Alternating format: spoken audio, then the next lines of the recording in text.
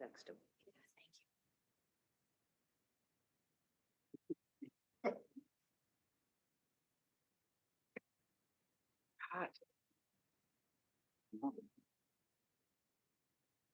Recording in progress.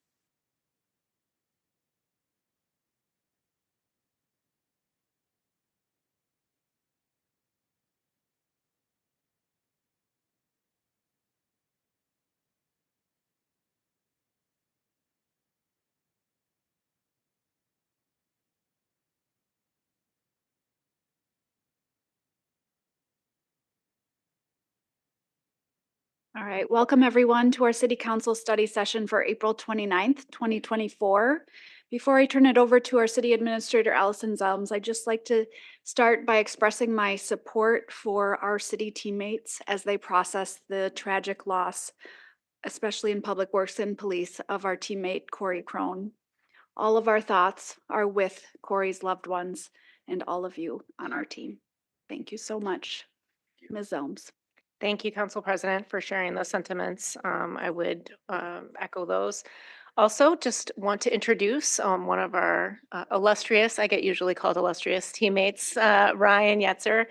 You know him from community development here in the city of Rochester. Folks across Minnesota know him from a recent Star Tribune article where he was getting rave reviews for the team for their update of the UDC manual and presentation at the American Planning Association up in Minneapolis. So with that, we feel he is qualified to share with you some training on land use, especially because that is both in state law, but also particular to the ordinances that the city of Rochester has approved. So with that, I will turn it over to Ryan Yetzer. Thank you, and I appreciate the agenda being ordered in most interesting topic to least. I appreciate that. Sorry, DMC partners. All right, I'm, as City Administrator Zub said, I'm Ryan. I brought Brent Carlson with me from the City Attorney's Office to walk through some land use training, and certainly feel free to stop and ask questions along the way. I'm hoping this is a bit of a conversation back and forth. So for starters, as a refresher, well, like I said, just sort of outline the discussion. For this training, we're going to talk about legislative versus quasi-judicial decision-making and walk through the land use pyramid of discretion, which I'm sure many folks have seen before. So first, to start off, I think it's helpful to sort of ground us in property rights versus expectation. So a reminder that property owners have an exclusive right to possess, to dispose, and use their property within the allowances that are provided by city, state, and federal law, and most importantly, the Constitution.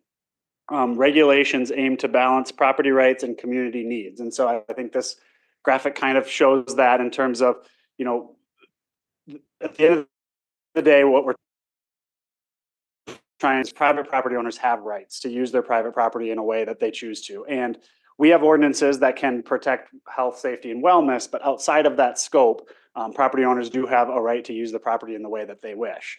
So to jump into quasi-judicial decision-making versus legislative, I thought it would be helpful before we jump into the triangle and go through all of that to sort of ground us in these two types of decision-making that we bring forth to you folks basically every meeting when we bring applications forward. Is it a quasi-judicial decision or is it a legislative decision? So first of all, a legislative decision, making the law. Making rules that apply to everyone. You have lots of discretion when you're making this type of decision, and you tend to be more accountable to voters. This is where we say things like, you know, do you feel like this aligns with the priorities of the city? Those sorts of things. The specific applications that you folks review that fall into this category is comprehensive plan, adopting and enforcing the comprehensive plan, adopting a land use ordinance such as the Unified Development Code, as City Administrator Zelms pointed out, a zoning map amendment, and an annexation. So really, these are the four types of decisions that come to you where you have the broadest scope of being able to make a decision. There's not stringent findings necessarily. Now, we tend to have findings attached to it to help frame the decision. But again, it's a legislative decision. You have far more variability in that decision, as opposed to a quasi-judicial decision, which Brent will talk about in more detail. But this is where you're applying rules that already exist. So we've written the UDC. We have specific rules within the UDC. You're reviewing the application to decide, does it meet those rules or not? We can't be saying things like, yeah, it meets the rules, but I don't think it's right. Well, if it meets the rules, it meets the rules. And we could have a discussion going back to the legislative decision of, are the rules set correctly? But when the application comes before you, it's a question of, are the rules, is the application meeting the rules or not? And these types of applications include conditional use permits, variances, plats, appeals, interim use permit, major land subdivision, and vacation. And of course, they vary in level of quasi-judicial authority, right? So a conditional use permit may have things like the application is compatible with the land use plan. Well, that's pretty broad. Whereas a plat may say things like it has to be at least 2,000 square feet. Well, that's black and white. It either is or it isn't. It has to be 100 feet away from a daycare. Well, that it either is or it isn't. That one's a little more clear. So there's more variable within that, but by and large, the point we're trying to make is you're the judge in that situation. So jumping into the pyramid of discretion. So on the bottom there is the comprehensive planning and setting the zoning ordinance. This is where on the right-hand side there, you see you have the most discretion in where you're really creating the rules or the vision for the city. So what is a comprehensive plan? Again, we've talked about this at length, but really it answers three fundamental questions. Where are we currently at? Where do we want to be? And how are we going to get there? Comprehensive planning is grounded in state statute, believe it or not. State statute empowers cities to do comprehensive planning and most importantly, set things like growth management policies, a land use map, those sorts of things. You may hear this from other cities, you know, they're required to do a comprehensive plan. State law actually requires the 7-county metro to maintain a comprehensive plan. We don't have quite that same requirement, but we certainly choose to do so. A comprehensive plan really serves as a policy tool for you folks to help you folks understand when a decision comes before you, how could this decision have a long-term impact? What is the basis for making that decision? And how do you strategically allocate resources? Certainly the future land use map is a good tool to use to set that sort of long-term vision when you're making those decisions. Again, it's intended to be a guide for investments. It's intended to provide recommendations to how to achieve the vision that's outlined in the comprehensive plan. And well, maybe not most importantly, but it's important to keep in mind that it is not a CIP. It's intended to direct the CIP, but it in itself is not an official map or a CIP. Again, it's a visioning document. So that's the base of the triangle. Going up a step further is the ordinance. So how do we implement the comprehensive plan? Our most effective tool to do that is a zoning ordinance, which is why after we did the comprehensive plan, we took time to, in our case, rewrite our zoning ordinances, but it's not uncommon for other cities to update their zoning ordinances following the adoption of a comprehensive plan. Certainly when you're making these types of decisions, you're looking to see if the zoning district on site aligns with the vision that's set forth in the future land use map, something we talk about all the time. So this is really the decision that falls into that base of the triangle, the rezoning. By and large, most of the rezonings that come to you folks is a simple majority. The one case would be if we were going from a residential district directly to industrial, which again happens very infrequently. All other rezonings are simple majority. Again, what you're looking for with this decision is what their applicant is requesting consistent with the comprehensive plan. As we've talked about before, there's variability within land uses. So just because it says low density residential, that doesn't mean R1. That can mean R2, R2X. You know, some cities have 15 zoning districts that could be considered low density residential. Just because it's commercial doesn't mean it has to be MXG. It could be, you know, one of our other commercial districts. And again, this is where you're operating in your legislative authority. Spot zoning, this is one that folks like to talk a lot about. Property owners do not have a vested right in the zoning, in the current zoning on their property. And that's important tying back to those private property rights. We have the authority as a municipality to change zoning districts. Cities may exercise their legislative discretion in rezoning a property. Again, legislative. So you're not being a judge in that sense, you're looking at the vision. Spot zoning typically includes, is a case when a property is rezoned that has no supporting rational basis for wellness or public welfare, establishes a use classification that's inconsistent with the properties around it, and has a significant loss in value. Typically, it has to be all three of those things for it to constitute spot zoning. Councilmember Big Branson. surprise, yes. I did my homework on this and I just wanted to nitpick a little bit about dramatically reducing the value. Mhm. So if you look at chapter 462, section 357 about the controls on zoning, it doesn't mention spot zoning at all. Mhm. So it's a bit muddy, right? So typically you'll see is my microphone okay? Typically, what you see is municipalities will either adopt sort of what the Minnesota's League of Cities is outlined. And for the most part, I think it's okay. But if you look at case law, which is where a lot of what the information in the League of Cities comes from, the one case, there's actually two cases that talk about, yeah, I know you're going to show it, but there's actually two cases that are germane to this. The very, very first spot zoning case that went to the Minnesota State or the Minnesota Supreme Court actually had to do with downzoning a building, and it affected that specific building's value. So it's not the surrounding properties, it was that building's value. And then in the case of the Rochester suit, it was mentioned, but and here's the tricky part with property values, is you have to prove it would get reduced, right? So this is where it gets really difficult. And I just kind of wanted to say this for my colleagues.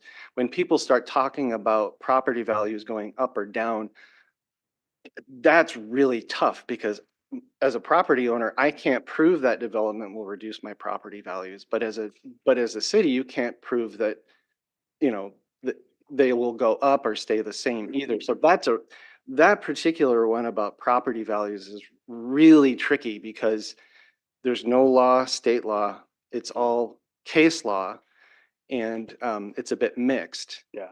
Right. And the only case that I saw that actually had some bearing on that was 2014. There was a case where they were going to allow a funeral home with a certain zoning.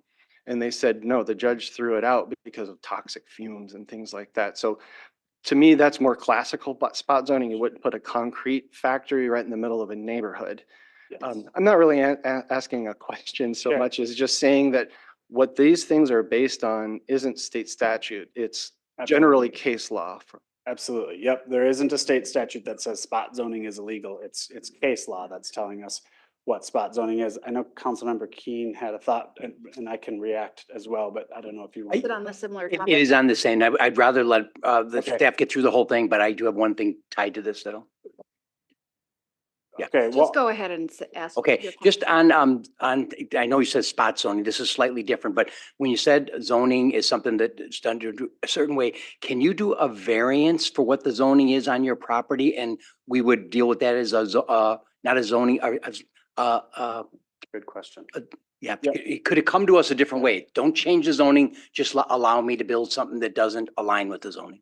No, in the state of Minnesota, use variances are illegal. So a variance is intended, which Brent will get into a little bit here. A variance is intended for a dimensional standard. Okay, It's one of those sorts of things, and not a use. You Okay. can't say, can I get a variance to do an apartment where it's not otherwise allowed? You need to do a zone change to get there. okay, that's what I was checking. In That the state of specific. Minnesota. Thank you. That's not everywhere, but, and just going to Councilmember Bransford's point, the only thing I would just add there is it's maybe not immediately provable in that moment, but it is provable over time. And again, the easy example is like you said, if somebody comes in with an industrial use in the middle of a residential zoning district and then resale values over time are lowering, then it is possible to prove that you have lowered my value by that zoning decision. But you're right, it's hard at that moment to be able to say one way or the other. I think the reason, so this case specifically, it's not the down zoning one that you're talking about, which that's perhaps a whole nother conversation to talk about takings. And when you're down zoning, you need to be careful about significantly reducing the value of a property and ensuring that you're giving them something in return for taking, which is a whole nother thing. But when it comes to spot zoning, this is the case that is typically pointed to because it is going from R1 to all the way to R4. That's a significant change in zoning. And in this case, it was found not to be spot zoning for a handful of reasons, many of which you've touched on. But I think it's important to remember that it didn't create a nonconformity in use, an island of nonconformity. Residential is like residential. Now, in this particular case, it said that higher density residential was nearby, but still the point is residential is residential. Typically, when you're talking spot zoning, you'd be going in totally different classifications. So again, this is something that folks want to often bring up when one parcel next to another parcel is two different zoning districts. And this case is a good one to fall back on, that this was R4 next to R1 and still did not constitute spot zoning.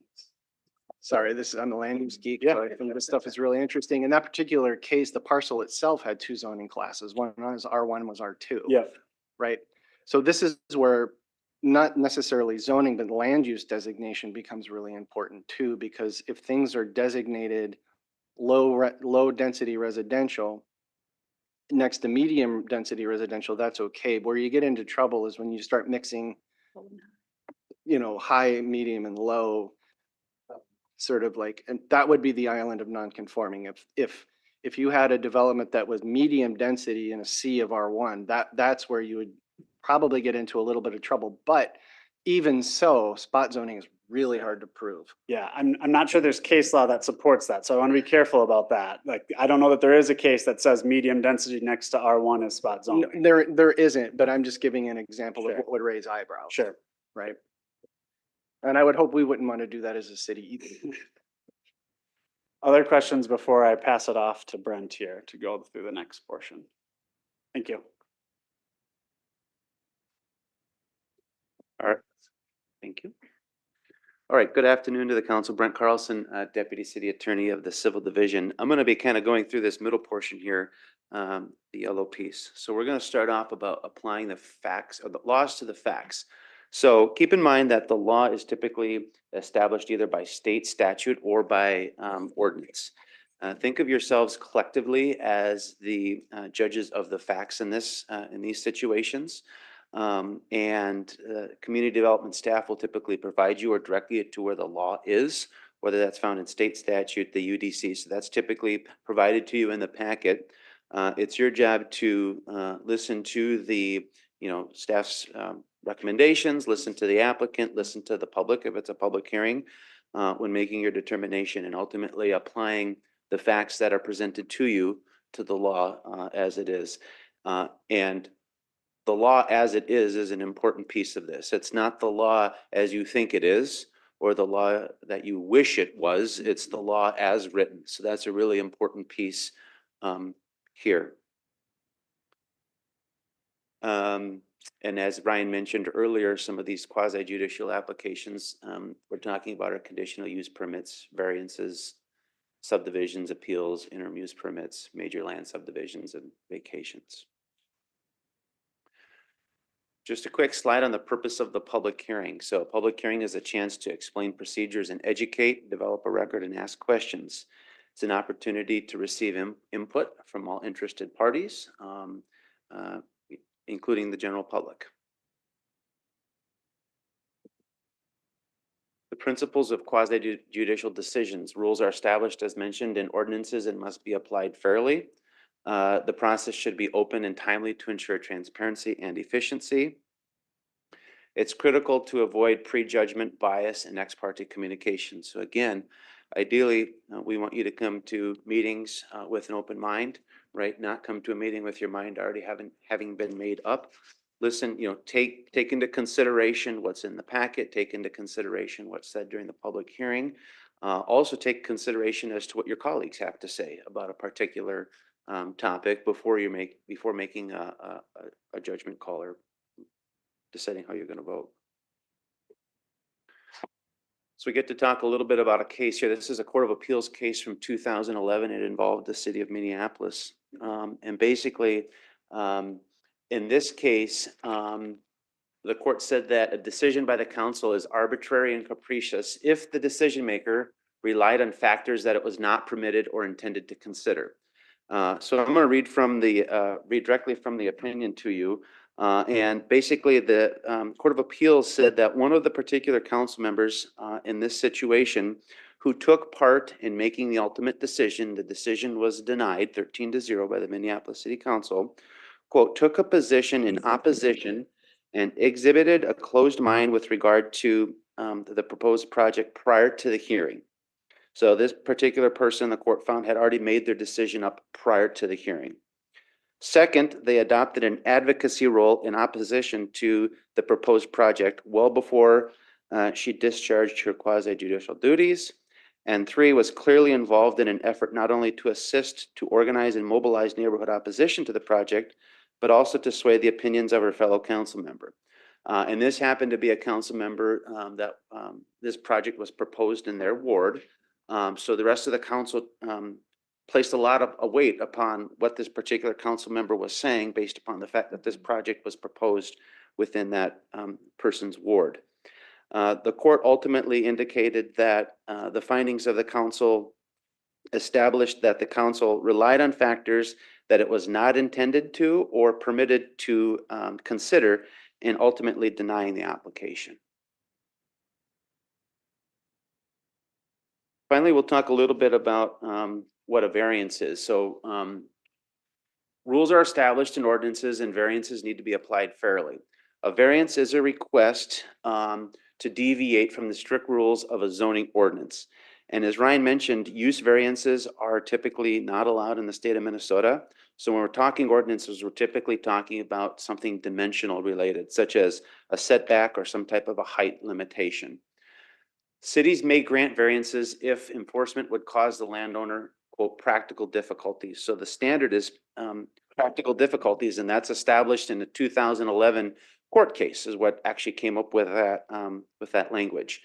And there's a three-factor test that the council will have to determine whether all three factors have been met in order to grant the variance. So all three of these, reasonableness, uniqueness, and character, have to be met in order for the council to consider granting a variance. So let's just briefly talk about each one of these. So reasonableness is the first factor. The property owner, for example, is proposing to use the property in a certain way that's inconsistent with the current zoning ordinance. Is their proposed use reasonable? The second consideration is uniqueness. So is the landowner's problem due to circumstances unique to the property that was not caused by the landowner? So this generally relates to some type of physical characteristic of this particular piece of property. And third is essential character. So the third factor is if the variance is granted, it would not alter the essential character of the locality. So for example, the resulting structure would not be out of scale, out of place, or otherwise inconsistent with the surrounding area. And that's the end of my portion. Okay, great. Councilmember Wall has a question. Thank you. If you go back to ex parte communication, what if a council member, in attempting to learn more about the question upon which to be decided, believes that one or more parties has information that would be crucial in making a good decision? Then I would say that I think it's important that that information be provided to the rest of the council so that everybody can consider that information, and it's just not one council member that's developing an opinion based upon information that's only available to that one person. So if the entire council is made aware of that, I think that's important. So one would make that request through the administrator, through community development?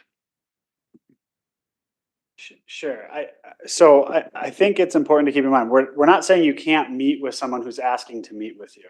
What we're saying is you can't then base your decision on just something only you heard, right? So if you're being told something that's important, you should make sure that they also share that with the rest of the council during their portion of the presentation.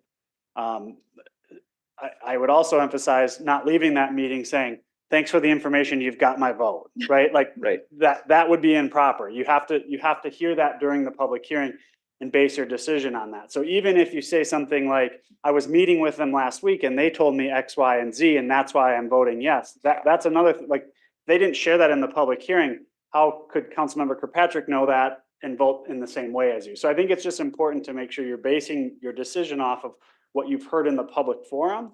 Doesn't mean you can't meet with them. It means you have to remain impartial even through that meeting until you're in front of the rest of the body. Anything to add to Nope. that? Member Bransford, then Dennis. The ex parte can get a little tricky for exactly what you're saying. I would still meet with even the developer to listen, or to the neighborhood to listen.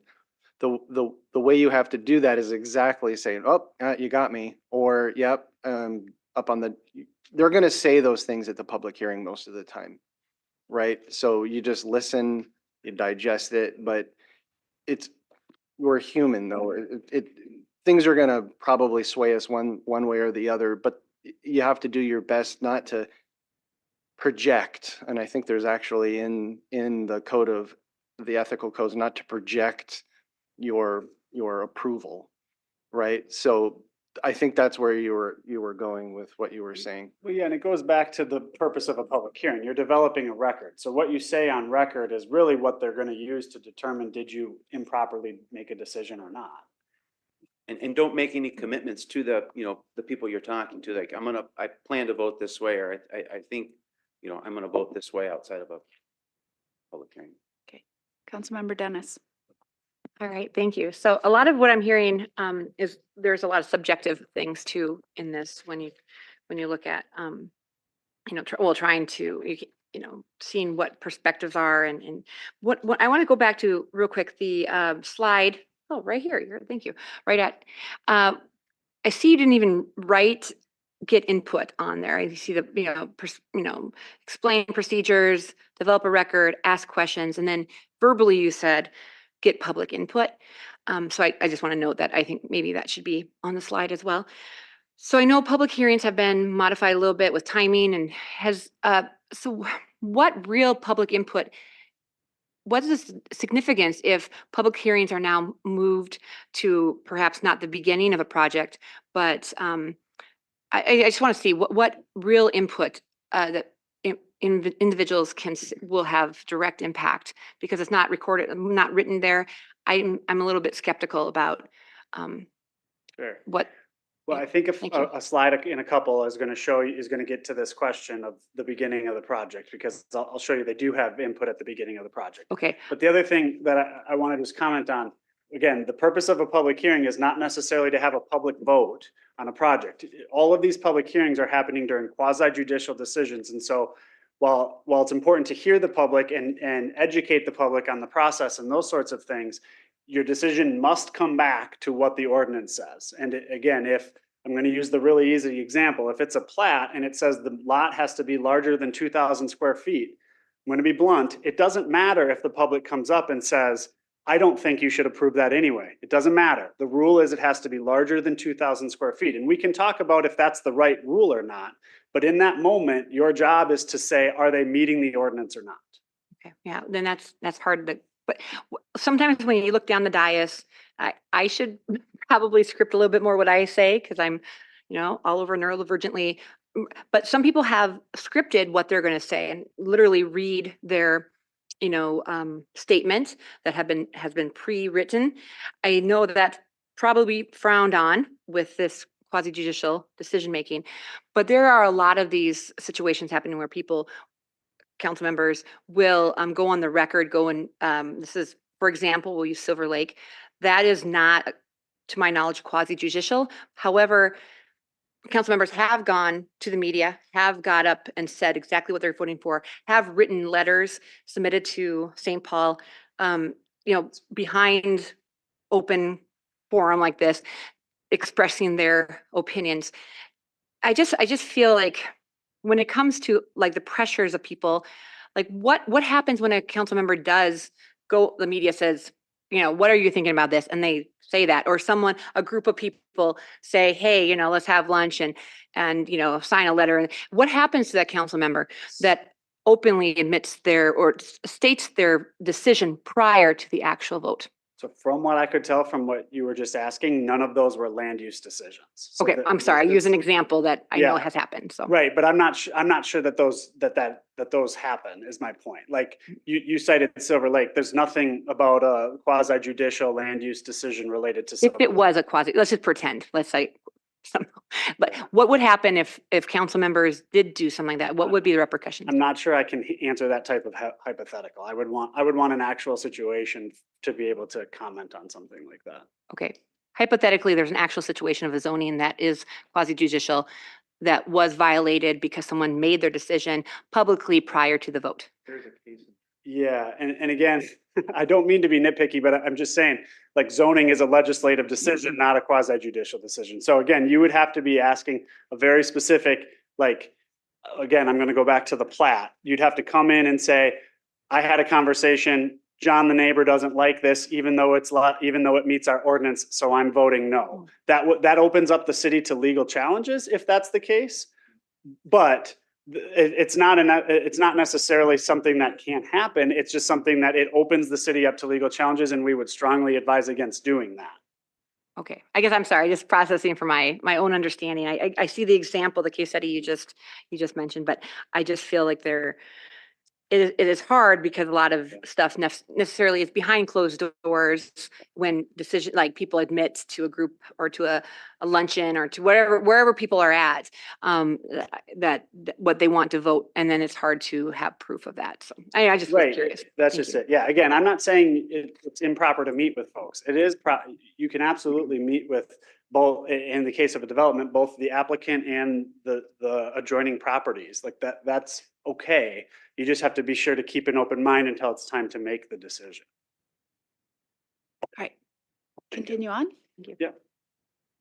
Okay, so lastly, the administering of the zoning ordinance and building code. And so I think this is the part of the triangle that a lot of people skip over, because it is much smaller in terms of the discretion. We have no discretion essentially. But it is important to call out because it is at least community development where we spend the vast majority of our time. And I think folks don't know that because you don't always hear about that. But a permit comes in to build a shed, like that's not coming to city council. We're checking the ordinance, does it meet it, yes or no, that sort of thing. When it comes to the building code, the case for the building code, 100% of those are made at a staff level decision based on state statute. And so it's still important to keep in mind that a vast majority of the work that community development does is happening at an administrative level, even though it doesn't necessarily make it on the front page of the paper like some of the decisions that are made here. Again, pyramid of discretion, most discretion up to the least, setting the rules, setting the ordinances is extremely important because the decisions that we make up there in the red area, particularly on the land use side, happen down at the base when you're making that ordinance. When there was a public hearing and there was hours and hours and hours of engagement to decide what the rules should be. We've set that, and now it comes time to administer that. And so that's what happens at the top there. So an example, a residential subdivision on the edge of town. I could come up with 1,000 different examples. So just know that all of these are slightly different, but I've chosen two. So a residential subdivision at the edge of the city. So you'll have an annexation and a zone change happen. They'll then go into a general development plan, which would then come into a preliminary plat. And then they'll have to get their civil plan review to figure out their utilities. They'll enter into a development agreement. They'll come back to you folks for a final plat.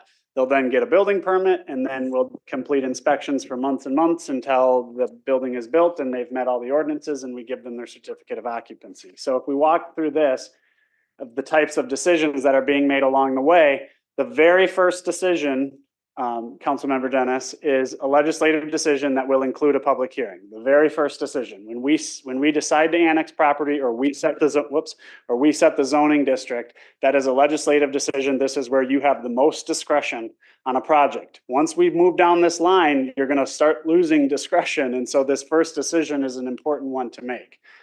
The next one, general development plan, that's an administrative decision where we are enforcing the rules that were set forth at the base of the triangle in the comprehensive plan and in the unified development code. Specifically with GDPs, we're looking at utilities and infrastructure. Preliminary plat comes to you folks as a quasi judicial decision. This will be a public hearing in front of you folks. Again, now you're into quasi judicial decisions. So particularly when we're talking about plats, it's a pretty narrow scope in terms of what they have met, what they haven't. It's far more black and white. Can I ask a question Yep. on the preliminary plat? So as you're working with your team to identify conditions for approval of a Mhm. preliminary plat, I assume the conditions are trying to get it more in line with each of our requirements, right? Absolutely, Yeah, yeah. The- okay. We're adding a condition because rather than having this back and forth of saying, no, move the lot line over. Yeah. And then send it back to us, we just say, well, we can approve that under the condition you move the lot line. Got it. Yep. So all of the conditions stem from ordinances or agreements or those sorts of things, yep. That's why we approve it after we're sure that they've agreed to the conditions. Yeah. Right, exactly, yep. And then they go into the civil review, which is an administrative review. Again, our ordinances are set on what our different requirements are, stormwater management, those sorts of things. Development agreement comes in front of you folks, typically on a consent agenda item. It's generally quasi judicial. It's generally memorializing all of the decisions that were made prior through the preliminary plat and the civil review. So the civil review said they need a storm sewer pipe. The DA is telling us who's paying for that, how is it getting installed, all those sorts of things. Then the final plat comes forward, again, a quasi judicial decision. This is the most narrow scope of all of them, final plats. Typically, everything's been sorted out through the preliminary plat and the civil review and the DA, and now we're just coming to memorialize where the lot lines are. And then from here, it's all administrative. So the building permit review, the state sets the building code. We're a min-max code. We do not have local authority to require any more or any less than what the state requires on the building code. So that is reviewed administratively and then out in the field with inspections to ensure that the building code is being met until ultimately a certificate of occupancy is awarded. I'll pause here for questions before I go to the next example. This is such a helpful cheat sheet, especially for incoming council people. So thank you. Councilmember Dennis. Yeah, question, so you, no more, no less. I know following instructions is kind of the hierarchy of our government here, but what if there's something that really does need, like, you feel isn't, like, the law should be looked at? Can that be somehow petitioned to say this should be an exception for this particular project? Or do we have to follow, like, I don't know, I think following the status quo as we've seen in our history isn't always the right thing to do. We should always kind of make the most equitable, most just, most, decision based on the situation at hand. So is there any leniency with that last, or maybe not last, but the whole process? Sometimes, but it gets very tricky. You're walking into legal grounds and likely a legal challenge somewhere along the line. Brent covered variances. If we feel like a project should move forward that can't otherwise move forward, a variance would be a tool to vary the rule and hopefully bring the project forward. But again, you're walking a fine line there that's frankly likely to end up in court because both sides can make an argument that variance shouldn't have been granted. If the question's going the other way and saying, can we deny a project that otherwise meets the ordinance? The answer is no. When we set the zoning ordinance, we have, going back to those property rights, we have set the rules. That is an entitled property right. If we have a house come in under R1 and it meets the setbacks, meets the height, meets all the requirements, but it's going to be purple, that doesn't matter. We can't deny it because the house is purple and the neighbors don't like the color purple. Like, we have to approve it because that's what's been set in ordinance. Now we can go back and change the ordinance, but not for that one. We can stop the next one and by changing the ordinance, but we have to approve what was presented to us.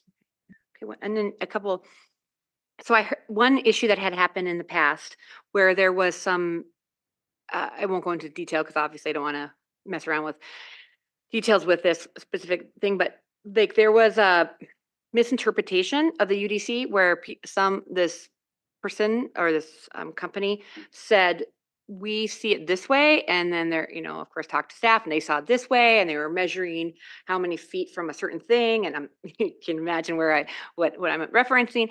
And so it was really not clearly laid out in the UDC. And so there was kind of a gray area. What happens then when? So given that this Yeah. particular case is an active court case, I'm not going to comment on that. Oh, okay. Well, didn't mean to use an active court case. I was just using an example. Okay, well, that's fine. That was a question. My other question is, what if, there's a saying that once a bell is rung, it can't be unrung. I don't know if I'm saying that's right.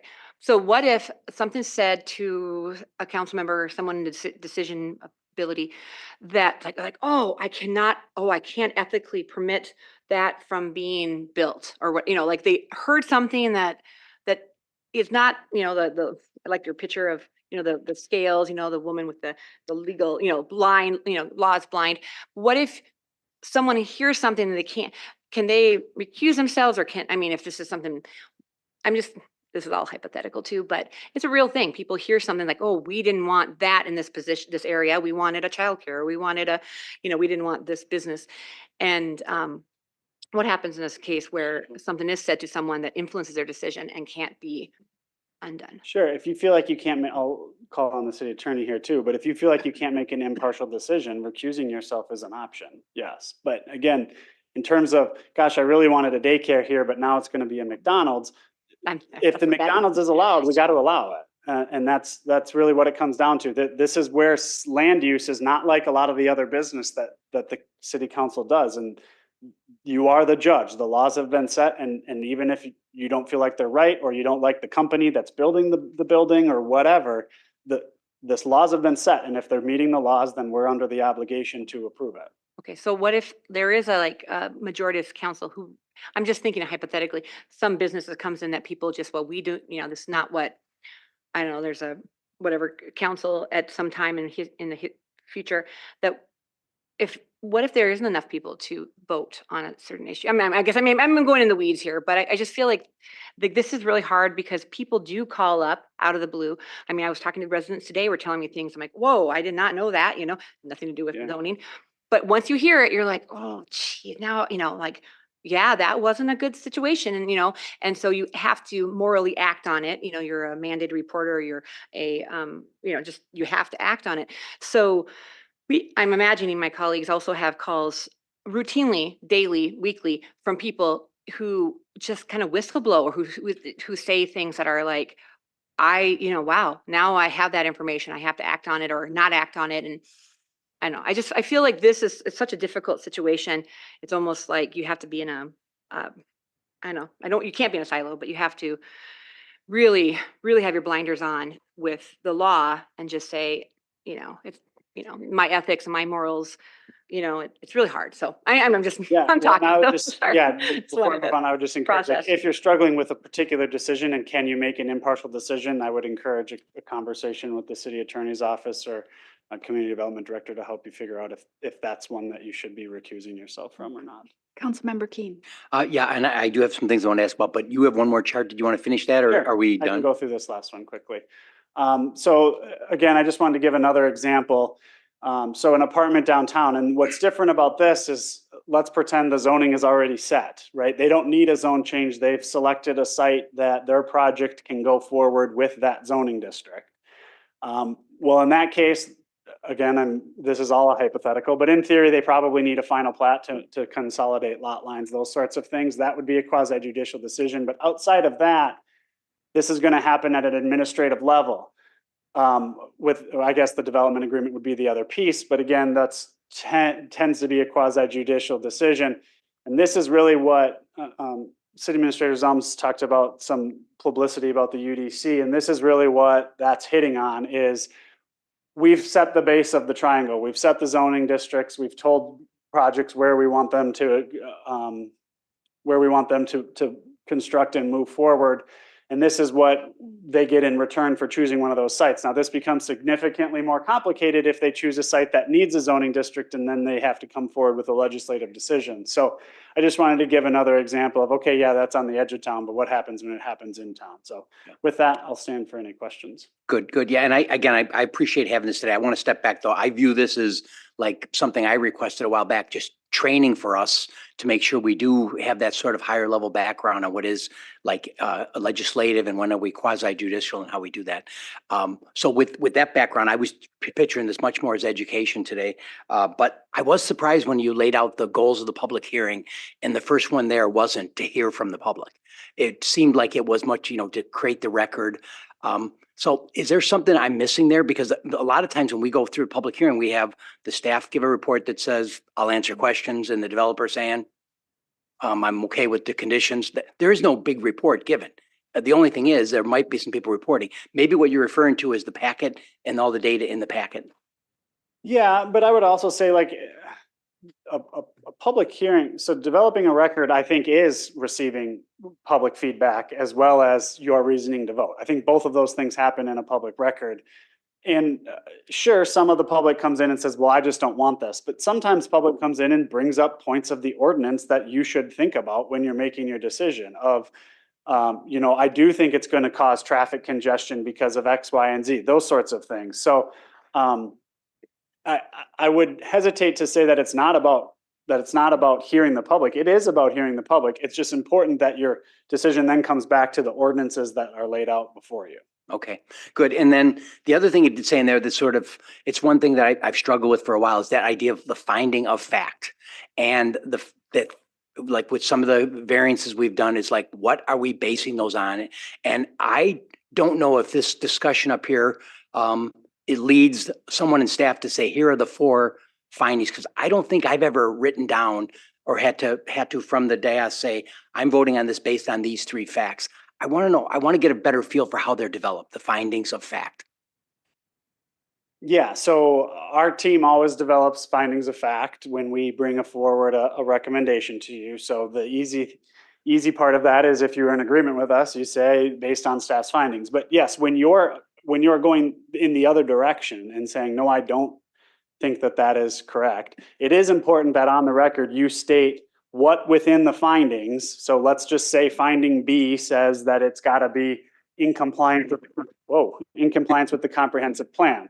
Well, when you're making your statement, you could say, I recommend denial. I don't think this is in conformance with the comprehensive plan because on page 36 of the comprehensive plan, it says X, Y, and Z, and I don't think that's happening. And that gets interpreted to be the logic behind and now you've built a record on why you think that finding is not met. Very good. That's how I thought it was happening. I appreciate hearing that. The other little surprise I had going through this was when I came upon a general development plan and saw it as administrative, where I think we end up doing a lot more about that. And I do think there's like only 2 or 3 main things, like where's the public infrastructure, where are the streets, what are the, we don't end up doing, it's not like the final plat's got its own responsibilities, but that is where an administrative, you call it administrative, but I think maybe is it, I'm trying to think how to say this. Is it really, is quasi judicial? We're usually doing a public hearing with a general development plan. Not anymore. Okay. No. All right. That's why, because we've already done that with the annexation. Okay. And it's important to point out, so the general development plan is administrative. To your point, we're looking specifically at roadway alignment and utility sizing, and the preliminary plat has to conform with the general development plan. So you are in essence blessing that once it comes forward with a preliminary plat. Okay. The different thing now, and this is just something that just going through my history here, is one thing I've been frustrated with is there's times we're doing something like a zone change. And it's very specifically saying, one thing to another, and here's some logic behind it. But what we end up doing is looking at a potential project that's there. And it's like we end up saying like we like that project or don't, and that controls our vote. Whereas my concern or my thing to bring up to you now is like, how much should the staff protect us from seeing that information at a zoning public hearing when it's really not it's not being approved that way?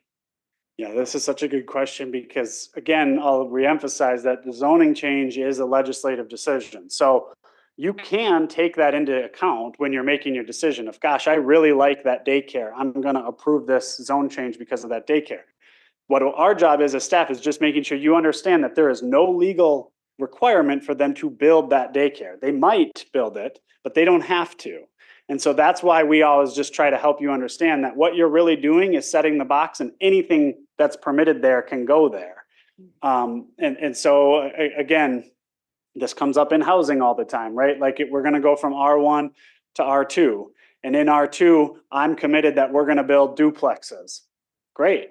But just know that fourplexes are permitted too. And so you need to understand that they could decide, gosh, this doesn't pencil out as a fourplex or as duplexes. I'm going to bring fourplexes. So we just try to help you folks understand that it's not as if you can't take that into consideration, what they're actually going to build, because you can. It just make sure you understand that it doesn't have to be that. It could be something slightly different. Good, good. I appreciate the discussion, and something that I think this council in the future should look at it within our rules to say, we don't want to allow those things now, because I think it's very misleading when someone's tuning into what we're doing to think Well- we're approving a certain thing when that's really not on the table. Yeah, and it's an interesting question. I'll just say, like, when a developer comes to us and says, I'm going to request a zone change, should I share my project? You know, it's a hard question for us to answer because 100% of the time when they come forward with a zone change, the council will say, yeah, but what are you building? Yeah. And, you know, I don't want to upzone just to, gosh, I keep doing that. I don't want to upzone just to increase the value of your property. Yeah. Okay, but I'm upzoning so that I can build this apartment. So, you know, it's a Right. catch-22. They don't, Okay. a lot of them are comfortable not sharing their project, but it's hard because they don't want to be criticized for then just trying to upzone without a project. No, I have a project. I'm just not showing it. Yeah, and I want to be careful too. I don't know that side of the business as well, but I get worried that we're making legislative decisions on things that might happen, but are not part of the decision making. So one last thing, I just want to, just on the UDC, I think the discussion we've had here so far, it really does bring out the fact that the way we develop the UDC is so important because it's our agreeing to something before it's been done. Mhm. And that has allowed us theoretically to allow more, like people can read our rules and build things without saying like, I can come to this, but they might not approve it. That put us on the hook to do that. But that's why we spent so much time with the UDC and tried to get it to the point that there's nothing that's going to come back to us till we'd say, no, that's not what we want. Yeah, and that's why it was so critical that we did the amount of engagement that we did for the UDC, so that, you know, that really was a community vision on how projects should progress. I'm not saying everyone's going to be in love with every project that comes forward, but Right. to say that that the public had no say in the decision just because the staff made the decision isn't necessarily true. There was a robust public process in setting those rules, and now we're just enforcing the rules that were set. Thank you. Councilmember Kirkpatrick. Thank you. Could you go back to slide, I think it was 24? Yeah. Oh, no. Well, with all the goodies on it, Ryan. Sorry, It you're gonna did- have to tell me It which didn't one. matter. You were on it, but then you erased. Oh, all the- sorry. Okay, Okay. so you can stop right there. Yes. So prior to our UDC adoption, were GDPs an administrative or a legislative level? GDPs were prior to. Prior to the UDC adoption of the Yep, UDC? GDPs were a quasi judicial decision. That's what I thought. So that is a significant change for us. It is, well, it is and it isn't, because again, I'm gonna emphasize that the GDP and preliminary plat are married. They have to be identical. Mhm. And so when we came to you folks for the UDC, we said, what we said is we want the development process to be simplified. And one of the ways to simplify it was to remove one of those two requirements. There was no reason to have to come 8 times for the same project. And so this is the decision that was made. And I'll just emphasize, a GDP is a Rochester thing. Like if you go to Minneapolis or St. Paul, well, those maybe aren't good examples, but if you go to, I'm trying to think of a Woodbury, someone who has edge growth, because again, GDPs is really an edge growth tool to help ensure we're building roads that connect with each other. A lot of those cities don't have that. This is it's an extra approval for the city that really a lot of cities would say just remove that. But we still think it's an important tool to make sure that development happens in a connected fashion. But that is different, though, again, it was quasi judicial. So now we're just taking those same findings and making them at a staff level. Thank you. Councilmember Bransford. So I want to piggyback off what you said about compatibility within a zoning class and neighboring zoning classes. So thank you for I learned a lot from you and a lot of discussions about like I don't want to say worst possible scenario, but fill that box as full as you can with the biggest development that you can think of, and then ask the question, is it compatible with the surroundings? So that's how I've come to think about it. Secondly, if I'm going to come before, if I'm going to sit here and say no to a development, it's really, really important that it be ordinance driven. So for me, I'll look at the ordinance. I'm not going to say, I'm going to say, you know, this particular one, which is compatibility, is often the trickiest one. I think compatibility is violated because, for example, we have a zoning class that's on top of low density residential and medium density residential. So which one do I pick? It's like Schrodinger's cat. Is it alive or is it dead, right? So things like that are really difficult sometimes.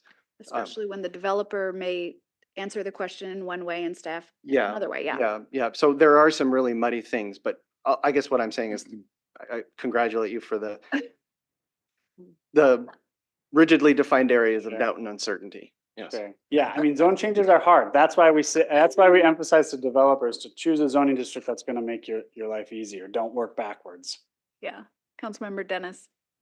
All right, thank you. So my questions are all over the place, I think, because some of this is kind of very subjective and trying to figure out how do we internalize or interpret someone's intention prior to voting and, you know, how, because there's so many worlds.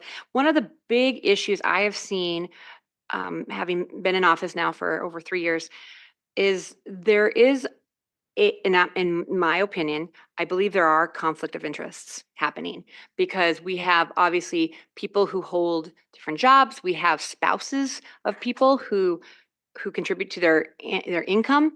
We have family connections. We have, I mean, it's a small town. People know people.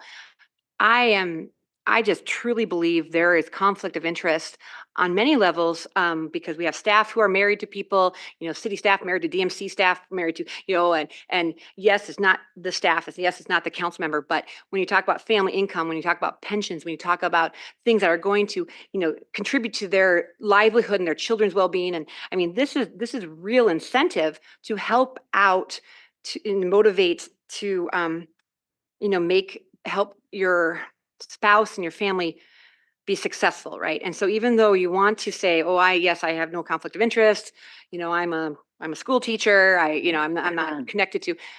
What happens if there is a conflict of interest? Like there is blatantly, let's say we'll fast forward 20 years, let's say every council member is also employed at Mayo, because it's likelihood with the 5 billion, all the jobs coming in. So let's say we have all council members employed by Mayo. You have a zoning decision that is, you know, beneficial to Mayo, or maybe everyone's spouse or everyone. There's some real financial connections to their livelihoods. Can that be forced recusal of votes? I mean, how does that work when it's blatantly clear that there is an issue with judgment, or could potentially be an issue with judgment based on this could directly impact people's livelihoods and financial futures? Yeah, I might. I'm just curious, see because this is if a very Ken has likely anything to add. To possibility. my knowledge, there is no such thing as a forced recusal, no. So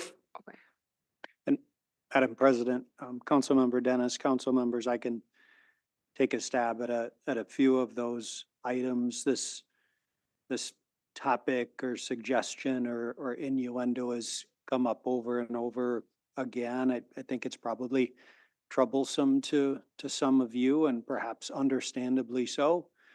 We do have an ethics ordinance format that is all about conflict of interest. All of you, if you're not familiar, read it. We have an ethical practices board that interprets those ordinances, that receives complaints. So certainly if there's a suggestion that there's some blatant conflict of interest, that's the kind of thing that ethical practices board may be interested in hearing. It is generally speaking a direct financial interest. There is no such thing as a forced recusal or abstention. Mr. Yetzer reflected earlier on the notion of when you're feeling so conflicted that you recognize that you're not able to make an impartial decision, an impartial evaluation, that's when you should be feeling like that's the indication that you should remove yourself from that discussion. And yes, does that take some self-awareness? some self-reflection? Sure. Is that part of your responsibility and your oath? Sure. Am I always available to speak with you about those circumstances, talk it through? Yes, and happy to engage in those conversations. That's how it's supposed to work. And I would just say that I know that many of us sitting up here on the dais have had those conversations and are very thoughtful about how we consider what might be a conflict of interest and have disclosure forms. So I think we can move on. No, I do. Remember, I Dennis, just, we're I not want going to follow up. about this any further. Do you have a different question? Well, it is troubling, and that's why I Remember, brought it. Dennis, I've made the call. I would but like we're to ask moving about on. what is That accountability? is your first warning. I will ask you to leave if you do A not study session follow. for understanding, and I am asking for understanding. Are We're you? not going to talk about conflict of Well, interest. this any is further. directly what we're talking about when we're talking I about have made the quasi-judicial, call. how we make our decisions quasi-judicially is we We're make gonna our move on. decisions. I would like to turn it over to Ms. So there is no Steinhauser. accountability for people who violate conflict of interest. There have been no violations of conflict of interest. We're looking at the so future of our that city. insinuation. Dennis, is you are out made. of order. This is not acceptable on the dais. I'm not going to warn you again. You will leave next time. I'm serious. Ms. Steinhauser, I'm sorry for that difficult transition, but very happy to have you here. Mr. Johnson. Thank you. Looking forward to talking about bus rapid transit. Great, thank you. Well, Josh gets the PowerPoint queued up. Thank you, Council President Carlson, members of the City Council, Cindy Steinhauser, Deputy City Administrator for Development Services and Infrastructure. Joining me today is Josh Johnson, our Strategic Initiatives Director, and our Interim Parking and Transit Services Director, Ia Zhang. We're going to give you an update on the Bus Rapid Transit Link BRT and West Transit Village.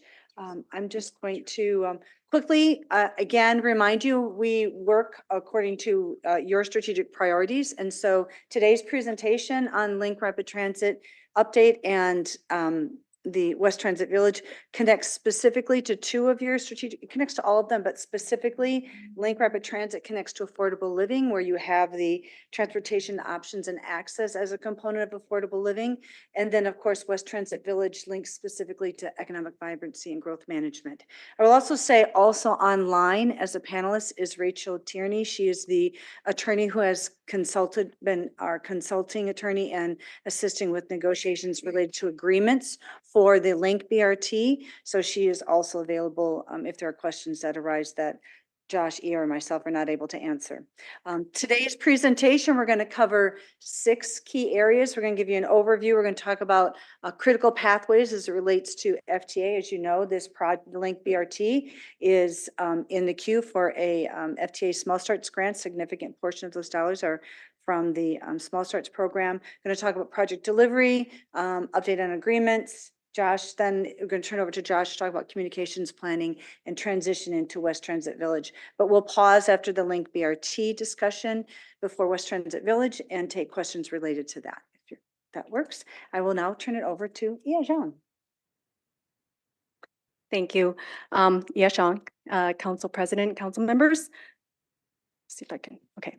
So we, in the next couple slides are schedules of the Link BRT. We'll get into more details on the later slides. So I'm just going to briefly cover these schedules. On this high level timeline, basically we're in May, looking at finalizing the design in August, September timeframe. And then advertising for construction shortly after that, with award of the construction bid in early 2025, with construction starting and then ending in mid 2026. After construction is complete, then we'll have time for commissioning and testing with an opening date in later 2026. So that's really high level. Of course, it's kind of a snowball effect. So if there's a delay earlier on, then these later dates get pushed out. These two schedules that you see here, they don't really, like align with each other, but they're on the same slide here. As mentioned, this is a federal project, and so FTA, Federal Transit Administration requirements are put in place, and we've been working with them on our project management plan. With that, there's a lot of other sub-plans that go along with that. We're working towards a risk workshop in June. There's another slide later that talks more about that.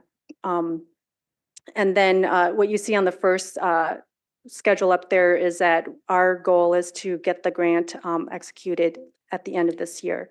This kind of falls in line with the construction award. So we're kind of lining up that up. And then for the local project delivery, that schedule down there, the important part is the beginning part of that time frame there on what we'd need to get before construction begins. So again, there's more details on the later slides that I'll get into. On these FTA milestones, mentioned the risk workshop in June, early June. We're working towards that. FTA and the project management oversight consultant, otherwise referred to as PMOC, will be visiting us, and through that, they will be reviewing the project scope, estimate schedule. We've been working with them this whole time on our project management plan, identifying where the gaps are, where we need to put more emphasis on. And so their visit to us is to basically look at these different areas and look at the project risks and readiness. So that leads to the readiness review. After their visit, about 30 days after, is when they will do a risk report to FTA saying financially, ridership, I mean, it includes all the reviews that is listed here, and they will, that goes towards a project rating in August. This leads to the grant notification. Once we get that notification in August is when we will submit our application for the agreement with execution in December. And so that's the process for the FTA. That notification is important because it all kind of builds up from the readiness review. They won't provide that notification until we get that readiness review done. Some other critical things that we are working on is the right-of-way. We need right-of-way in order to start a construction. And so FTA looks at this as a critical path, or if it becomes a critical path. Currently, we have 42 temporary and permanent easements with 1 total acquisitions. We've notified the property owners last year, in December 2023, 26 appraisals are completed and offers will start this week. So in the next couple of weeks. Condemnation filing, as this is typical of projects such as this, in order to keep the time frame. We will systematically condemn the goal is around July. The purpose is to get the title and possession in time for the construction to start. That doesn't mean that we stop negotiation. We'll continue to negotiate. And most of the time with projects like this, like 95% of the projects parcels get settled. But the filing needs to occur in order to meet that purpose for construction. Design and construction, earlier in the schedule, I mentioned about the 100% plan being finalized in August. Currently, right now, we're looking at the 90% design, reviewing it, and then finalizing the plans. And then construction bid to start in late this year. There's going to be 4 bid packages there will be the West Transit Village, the civil construction, the architect, and then an additional maintenance space being added to the PWTOC for the EV buses. And so there's 4 bid packages that will be going out. This is labeled city and Mayo agreements, but really it's all third-party agreements as identified by FTA. Mayo is included in this. You'll see the agreements that are on there. We are working with them on those agreements, and then the state and utilities are agreements that some of them are permits. Actually, most of them are permits, but they're listed here as identified by FTA for third-party agreements. So that's something that is critical to FTA to identify if there's any risks in any of these. And then the last update here regards to the link is the procurement process for the buses. We had issued the RFP back in October. Proposals were due earlier this year. Currently, right now, we have one proposal that came in, and we're negotiating with them right now in regards to the terms and the amenities or details of that, the specifications. Our goal is to finalize the negotiations in a couple weeks here, and then coming to City Council on May 20th for approval of that contract. The way the buses are to be delivered or production is we have 12 buses that are coming or that's being ordered. The first bus will be designed and produced first. So this timeline here is on that first production of the bus.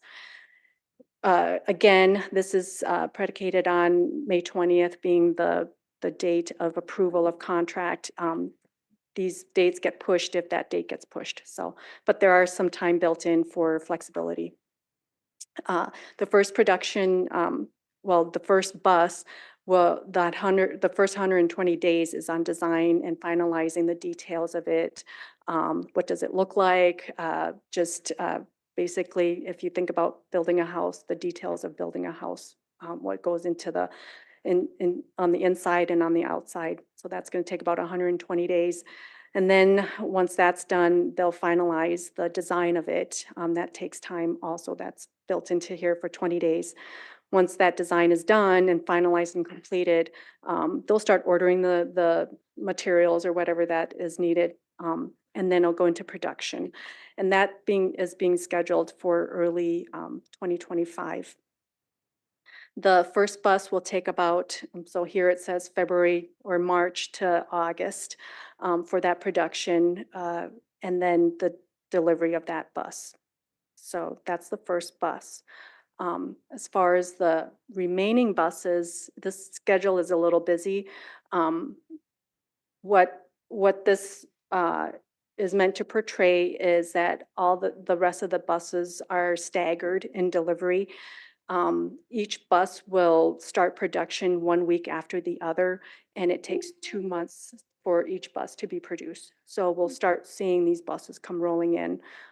So periodically, we'll see a long bus being delivered to us with the expected delivery in February of 2026. So that's kind of like the ideal timeline. It could take longer depending on materials or whatnot, but according to our ideal timeline, we would have these buses in, and then we'd start working on commissioning it and testing it in time for the opening in late 2026.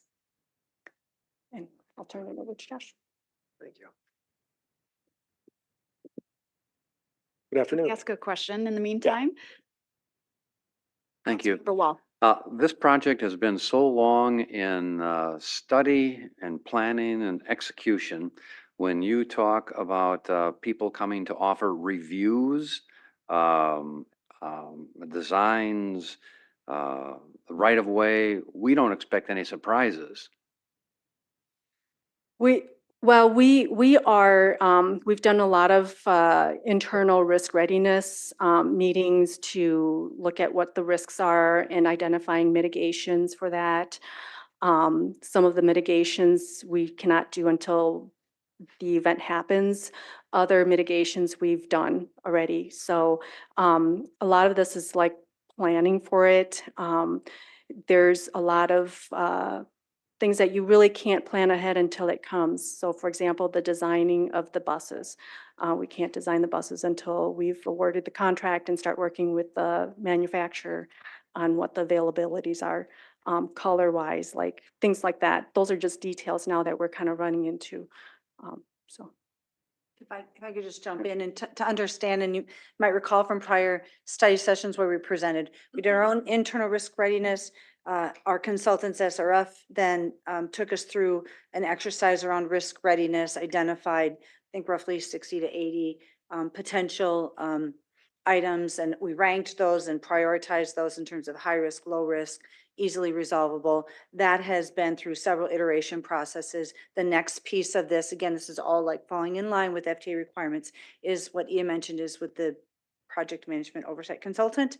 That's its own level of review, and it's a very, very technical review. They ask a lot of questions They ask for clarification, we resubmit. They provide additional information, we resubmit. It's this iterative process that's been going back and forth. All that leads up then to the next level of readiness review, which happens with FTA. So we've been on a journey of doing risk assessments and readiness, I would say, for nearly a year now as it relates to this project. Prior to that, as you said, there are studies that go back to this project to 2015. So a lot of work has gone in to try and minimize as much as possible. But as Ia indicated, some of this stuff can't happen until it gets we actually start production, and then we have to make decisions at that point. But it's informed by the last number of years in terms of all of the assessment that we've been doing, if that answers your question. And maybe just very specifically, each milestone that we've come through with the FTA, I mean, we've come through each milestone with the FTA, and I think that we anticipate that we'll continue to move through each milestone. And we got some very positive feedback from them last week. Yes, from the PMOC. Yep, go ahead. Yes. And I just want to say that FTA always reminds us that we are partners with them. They want to see us succeed. We have shown our schedule to them. They are working with us through this. They have their roadmap that they've identified with us. And so we have the same goal. It's not them trying to slow us down. I have one more slide on the link BRT for Josh, unless there's other questions. Yeah, thank you, Josh Johnson, Strategic Initiatives Director. I'll just wrap us up in this first portion and we'll open it up for questions again. So just a quick update on communications and engagement. So internally, we're still working on business forward strategy. We're just recently met with Public Works to start working on our construction phasing and what that might look like. Last week, the council approved our construction management services contract. So that's great. So now we can start working with them to really start working on our phasing. So all that work's happening. A couple of the updates on this slide is we are working on a scope of services with RAP Strategies. So they have worked on the project prior with some of our community partners to identify some talking points and just general communication. Now we're working with them to create really a roadmap for all of our partners. There's several entities that are in this project. So making sure our construction management services team, our DMC team, Mayo team, city staff, we're all working from the same playbook. So we're working on that proposal right now, hoping to have them on the team here soon. They're also going to work on how do we promote and get people excited about ridership early on, so that when it does open day one, that people are familiar and excited to jump on. The other portion of the contract that you approved last week is with Zan Associates. So they're a sub-consultant to the project management oversight consultants. And what they are is our business access consultants. So they're going to be the primary point, the people that are going to be on the ground, working with the businesses, directly being their advocates to the contractors and people actually building the project to make sure that they're being mindful of access and sidewalk and wayfinding and all the other things that come with construction.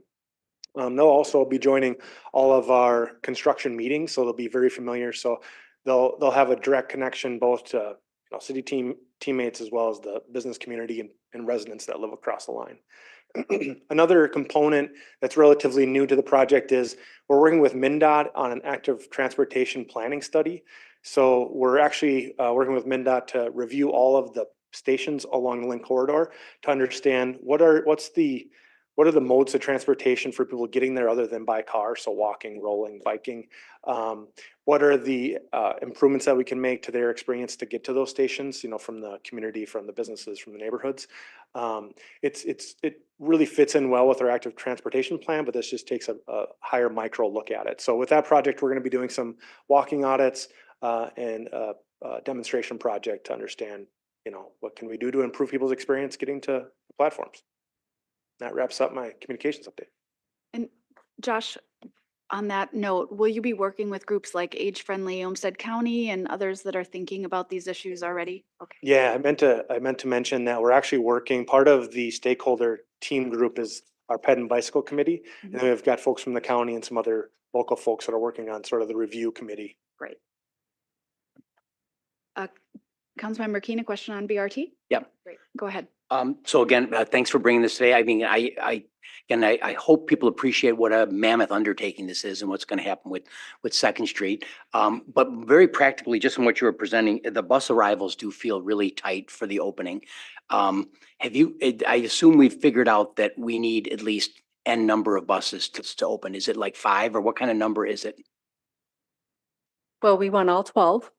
But you're opening before you're opening with 7, I believe. No, we're opening with all 12. All Okay, you're- 12 buses will be here before. So, August.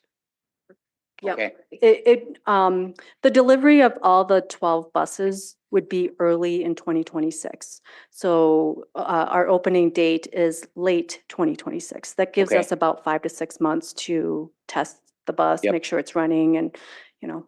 okay. And I'm assuming this, but I guess I don't know. Are you going through the bus design with the idea that we have 12 exact same size buses, or do we have a concept of having smaller buses for later nights and things like that? Or what is there, any thoughts on that?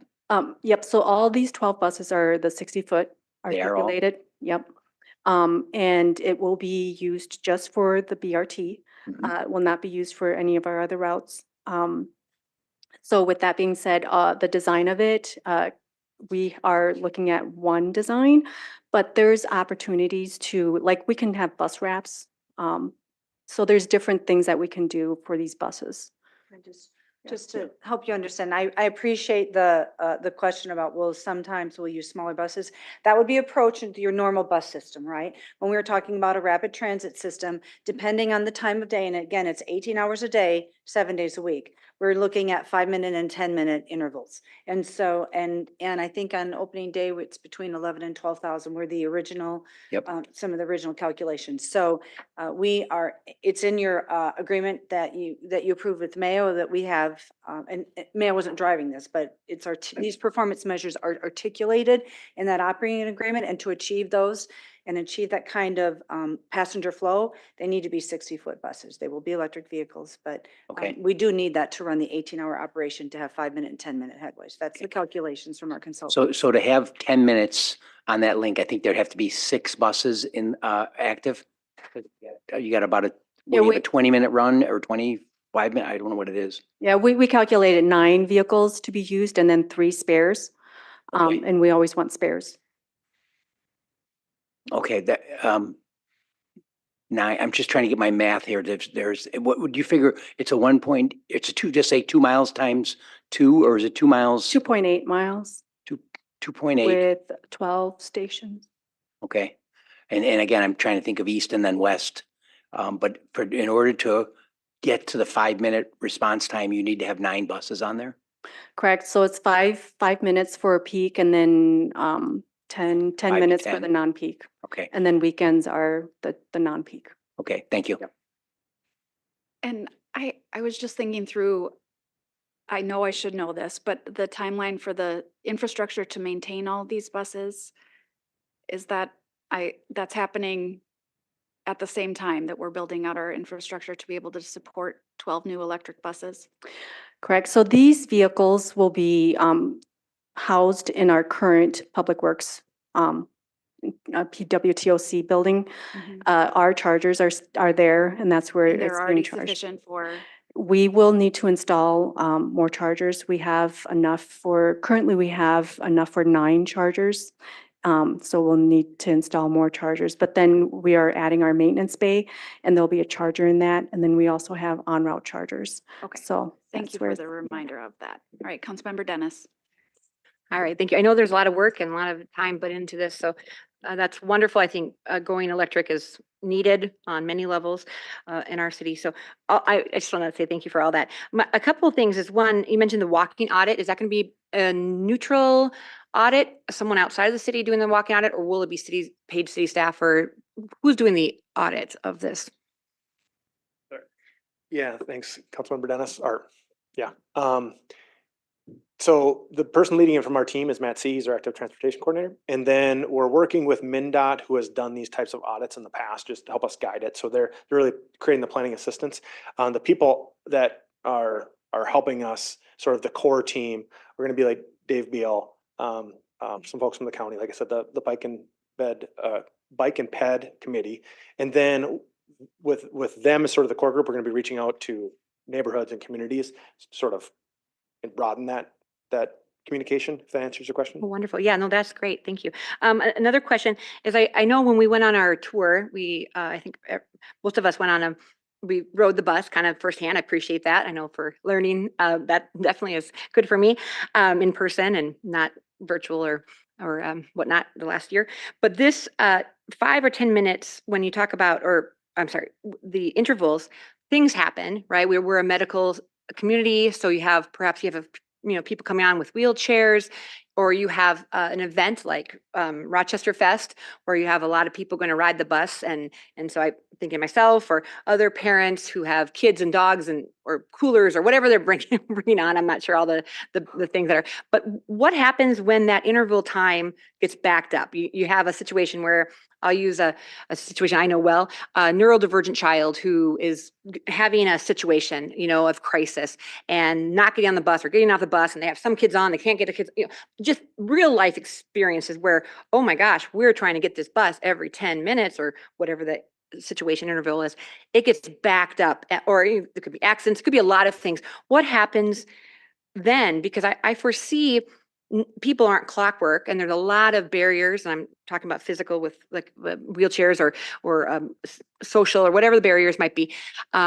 What happens then? Does a bus just stop and have another bus pass it? Does it just get backed up? I mean, if people are relying on this being a consistent, every few minutes, this I have seen real life, blow out diaper, right? That's everyone maybe with kids have seen that. You have that and like, oh, let's clean up. We have to get some. What happens with that situation? Will it just hold up all of the line of 9 buses, or will there be, I'm Maybe it Sure, sounds so like, let me- we have a question. Yeah, Sounds so like- let me first try and answer by talking about the design, and then I will flip it over to Ia to speak to the operations. And again, I want to help you understand, this is a link rapid transit, so I appreciate these questions. This will not operate like a regular bus route system. So let's talk about design first, that can aid in some of what you're talking about, what happens when you get tripped up. So the route itself, at certain locations, there'll be bus-only lanes. So that's part of that. It's helping to assist with those 5-minute, 10-minute intervals. The production of the bus is going to be really critical. And that's why we order the first one, make sure we're getting it right. What's the experience like? How quickly can people get on and off of the bus from the doorways? If they've got a bike they want to load up, what is that experience like? And we want to get it right with the first bus before we order the remaining buses. So when you think about the equipment and we think about the alignment, we've trying to design to accommodate and assist with those 5-minute, 10-minute headways. But then to your question around operation, what happens if it does get blocked up? And I'll flip it to Ia. So operations, we can never predict what's going to happen out there. Obviously, the situations that you've talked about could happen, but it's not like a light rail where it just clogs all the other buses up. So there's that production where you can go around if there's an issue with the bus or passengers. There's that ability, and that's why we have those spares, is that if we do have something that is where it renders the bus not operable, we have that spare to come in. So as far as like the situations of delays, we do have on-time performance that we need to meet. And so we will be monitoring that and seeing how what needs to be done. There's, you didn't bring it up, but there's detours that could happen, things like that. So that's just how it works operationally. So we do have backups that we can bring in. I appreciate. We also, your staffing plan that you approve, we have transit attendants, for example, in this staffing plan. So those attendants are, eyes, on the ground at the stations, helping to assist, helping to help us understand if something does get, if there is some kind of deviation that needs to happen. Again, you're talking about a team that's understands what it means to do route deviation and how you make accommodations so you get back on track as quickly as possible. But the staffing plan does contemplate, in addition to the policing positions that you approved, transit attendants and others that will have a presence that will help us with that. Thank you. I have one more question. So I know I've discussed, I believe we need free parking in order it to be a free system. When I talk to people in Ward 6, and of course there's wards that are not around downtown who aren't going to be benefiting directly from this, this seems like a very focused Mayo patient system. What happens, I'm going to fast forward, 20-year agreement is, wrapping up everything. People on the outskirts of wards and town say, hey, our taxpayer dollars are being used to maintain these buses, safety for these buses. This is not for us. This is meant for, helping this business or helping, other people outside of Rochester. What happens? Can we now as a city after, and I'm not, maybe not 20 years, but whenever this contract is up, can the city say, okay, well, you know what? This was a great run, but it seems like people in Ward 1 and Ward 3 and they don't want their taxpayer dollars to be used maintaining something that they can't access for free. So can they pull out of the contract and the city say, okay, we're done now.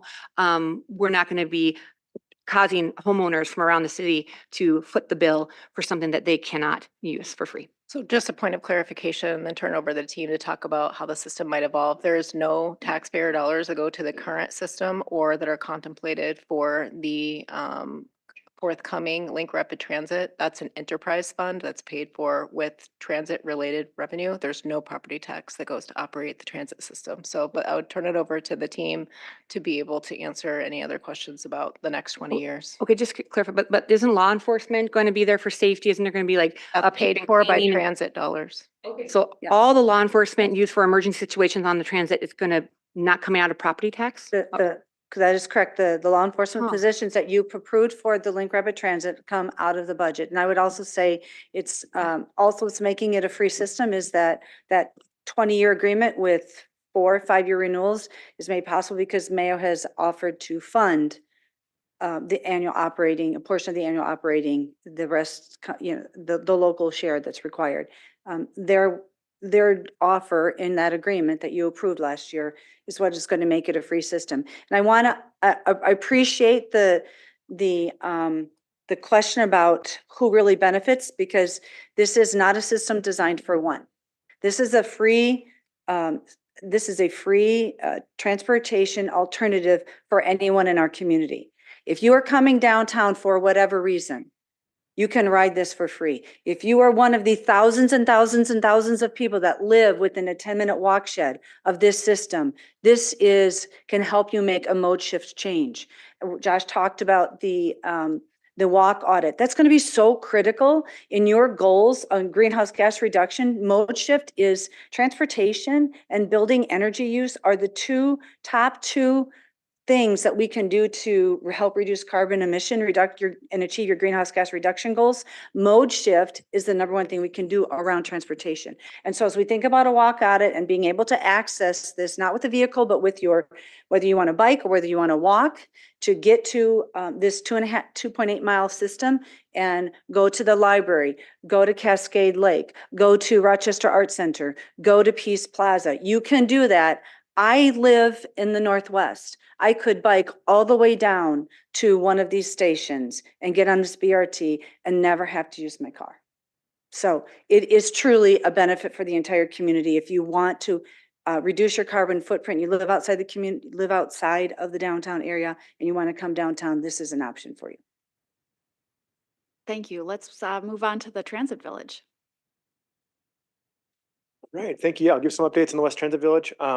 I'll talk more specifically about the components that the city, is directly working on, but I'll also include some elements from our partners here. So to give a little background, I think it was 2022, Mayo and DMC sent out a developer solicitation, essentially an RFP, with a request for proposals for a developer to develop the site. They chose Kraus Anderson and Aon. You've probably seen their name in the presentation. So Aon is a nonprofit affordable housing developer. So they're working in conjunction together to develop the housing and mixed use portions.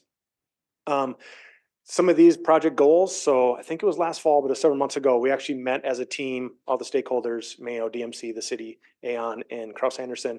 And we went through an exercise to really make sure that, what are the project goals that are going to make this project successful? What does each entity need in order, for them to deem it a successful project? So what we did is we actually kind of broke apart some past determinations and took buildings and streets and where the parking garage could go on and looked at different options to make sure that the options we're moving forward with is the absolute best option. And this is the option that we came up with. So these are just some project goals that the stakeholders came up with, and these goals influenced the design drivers. So some of the design drivers are, one, it's iconic. So is it scalable, replicable, and a viable option? This is Link Phase 1, and this is the West Transit Village. We've also got development opportunities on the east side. So is this going to be sustainable? Is it going to meet all of the needs that the community wants, that the city council wants, in terms of, a true village? Is it integrated? So does it have all of the different stakeholders' needs incorporated? So, Mayo has a parking need. We have a transportation need. There's a housing need. There's a connection to parks and trails need. So are all those integrated and working together? Is it a community asset? Are there going to be services like retail and other services that the community are going to find beneficial to their daily lives? Is it going to be a place that the community wants to come and experience amenities like Cascade Lake, Cascade Park, which is down the road, walk here, bike here, get on transit that's fare free and ride it downtown? Recreation and nature, I already mentioned it, but this opens up and the development really does truly open up to Cascade Lake. So how do we create better access from the trail system up to development, make it feel comfortable, make it feel like a real public asset and not just, this private development. And then interconnected, there's neighborhoods surrounding this development. How do we make sure that they feel like this is connected to their communities with, sidewalk access? The community to the south, right now, there's not a signalized traffic signal there for a while. So how do we create better access from the south to north, north to the south? This is the anticipated phasing. So I broke up sort of the different portions that each partner is working on. You'll see the sort of yellowish colors, the link road that'll be, as part of the FTA project. That's the link platform and some other amenities. The portion to the far east, to the right hand of the screen, is Mayo's parking ramp. So that's the portion that they're constructing. And then Krauss Anderson and Aon are working on the other components for that mixed use housing development. The phases are you'll see the 1As there. So those all have to work in sequence with each other. So Mayo, per contract, is required to have their ramp on opening day of link service. We obviously have to have a road built opening day as well. And then that other 1A with Krauss Anderson and Aon is actually a wrapped housing development, which I'll talk a little bit more about. But due to the foundations needed with the parking ramp, those also have to work, in connection. These are some of the project features. I'm going to actually talk about these project features. Some of the transit ones I'll talk about on a different slide, but I'm going to have this graphic up as I go through these. So some of the project features that I mentioned, you'll see that rectangle label number 1, that's the parking ramp on the far east side. Number 3 is that housing development that actually ramps the site. This is a development that'll be built by Aon. It is projected to be an affordable senior housing project. So they're going to MHFA in January to hopefully receive some funding for that. It is, I believe, 94 units of, like I say, affordable senior housing. The benefits beyond just affordable housing is it screens the ramp. It creates a better urban environment from the street there, so that you're not just walking by a ramp, you're walking by, an activated two-sided street. The components in the middle, 9 and 5, are a mixed-use housing development that'll have some commercial on the ground floor and then housing above.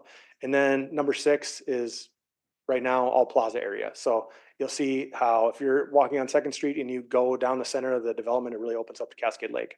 Then on the west side, the latest phase or the last phase of the development is also a mixed use, potentially affordable housing component with some main level commercial space. This just shows some of the transit plaza areas from an aerial perspective. So you can see the park improvements lead into our transit plaza road, and then the transit plaza itself, and then an upper plaza. This probably gives a better example, more of a 3D rendering. Because of the elevation of the site, it actually tiers down. So we have almost 3 tiers of public space with the upper plaza, transit plaza, and the park improvements. Some of the transit features that are being included are, of course, the transit platform, which will be on the far east of the site. This is looking south. The station, there'll be bicycle parking behind it. There'll be ample lighting and seating to make it feel safe and comfortable.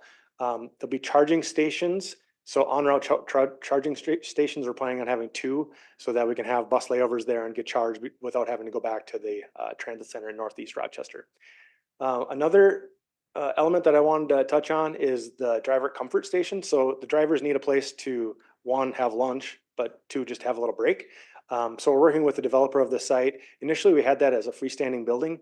Having it freestanding obviously complicates operation and maintenance. You know, it's a little bit more difficult to have a freestanding amenity like that. So we're working with a developer to include it in the development, and it could be a potential leasing option where it's a little bit more full service. Just going in through some of the plaza concepts. So these aren't like really refined renderings. These are early, you know, we don't call these hero shots, but it does give you an example of what the plaza space can feel like. This is a really big space. Go to the next one here. So it's important to make it feel inviting and have little nooks of seating, have a lot of greenery for shade, have a lot of native plantings, seating. We don't have a lot of landscape and other architectural amenities included in these renderings, but you know, just know there's a lot of thought going into the public experience here. This, oh, I thought that was my slide deck, made me nervous. This is just a view of the road. So the other thing is, how do we make it a seamless connection from the south side of the street to the north side into the park? So as part of the plaza, we're also having a little bit of a plaza amenity on the north side as well that'll lead into the park space. And I think that's it for West Transit Village, unless Cindy had anything I didn't mention. No, that's all. I would just add what Justin's indicating. We wanted to show you a baseline of how the site feels like it could lay out and to help you understand the, that's okay, the importance of how the spaces all connect, not only to the development that's happening, but really this wonderful asset that we have in Cascade Lake.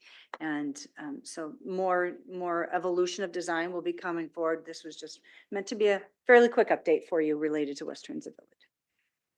I'm so excited. This is so very cool for a resource I use many times a week. So of course, what you probably know what I'm going to say, but childcare.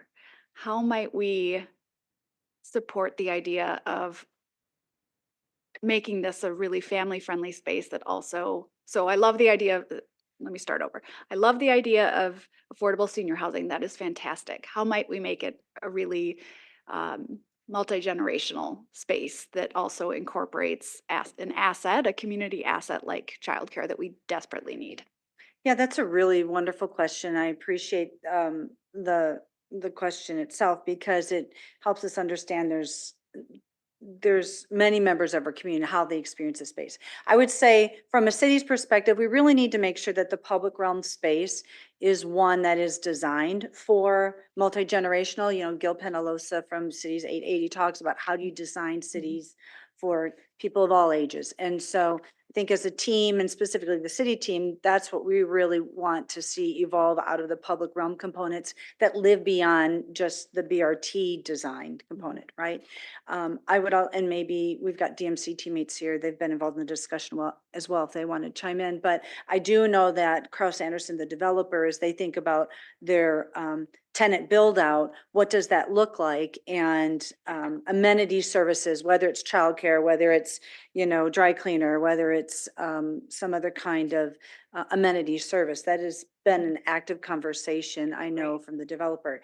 How does that translate again to the city besides the public realm? Is do we incentivize it in some other way? Because there's no question that this project will need some incentives beyond what we build out and from a public realm perspective. So whether it's TIF financing or.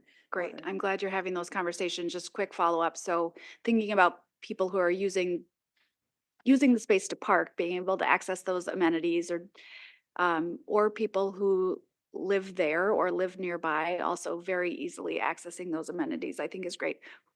So is it Kraus Anderson that is responsible for potentially recruiting businesses for that commercial space, or how does that happen? I know DMC is thinking about that in other spaces. So Kraus Anderson is the developer of record, Yeah. right? And so as they're putting together their pro forma statement, understanding how much should be devoted to housing, how much of the commercial space is going to be built out and at what phase. And I know that they are having active conversations with potential tenants to understand what their needs might be. Is it a good fit? So I think all of that's really kind of living in Kraus Anderson's discussion, but obviously you're going to hear from the DMC team later. They have economic development strategy that includes, I think, some of the things that you're saying about how do we provide that local business assistance in terms of recruitment, but I'll let them speak to that. Okay, awesome. Councilmember Keen? Oh, yeah, good, thank you. Again, I had some questions and I did spend some time with Josh today and kind of have a better feel for this. I really like the promise of the village. At the same time, I do picture it more of a promising direction as opposed to like commitments and things. There's a lot to be worked and gone through by other partners that, you know, we talk about a development partner, but we really don't have that all laid out. But there are some things that we are totally dependent on in that village to make the link work in 2026. And I want to make sure those are like built into not just the West Transit Village plan, but built into the link plan that gets opened in 2026. I believe we have to have the public street. I don't know if we need to have a 2,500 car ramp, or we need to have space for that much, but is that managed separate or as part of the link, or is that managed as part of West Transit Village? Jump in. So the street, we have to have the road infrastructure in. That is required for Link Rapid Transit. We, per the operating agreement between the city and Mayo, the 2,500 stall parking ramp must be constructed and open on day one of Link Rapid Transit. So those are very prescriptive related to Link Rapid Transit. Now, what we are, but to go beyond that, on opening day, we don't want to have just a parking ramp and a Link Rapid Transit on this site. We want to be working towards when does the rest of the village come in? And that's what we're trying to understand, that timing and phasing of those projects. Obviously, the senior housing and is applying for tax credits. So their pro forma requires them receiving tax credits. What kind of other incentives are they looking forward to make the pro forma work? But from Link Rapid Transit perspective, the roadway infrastructure has to be in place and the parking ramp has to be constructed. Okay. I'm going to add to that. Yeah. So alongside what Cindy just said, I just want to clarify that the link, as far as the federal requirements go, we don't need the ramp built. It's not part of the link project or federal requirement. But as part of our agreement with Mayo, that's Okay. where it ties it in together. That's a good clarification, because I am also doing those sort of separates, cleaning out the link plan as clean as it can be, and not that it gets balled up in a development that might get stalled. That I want to make sure we keep those things separate.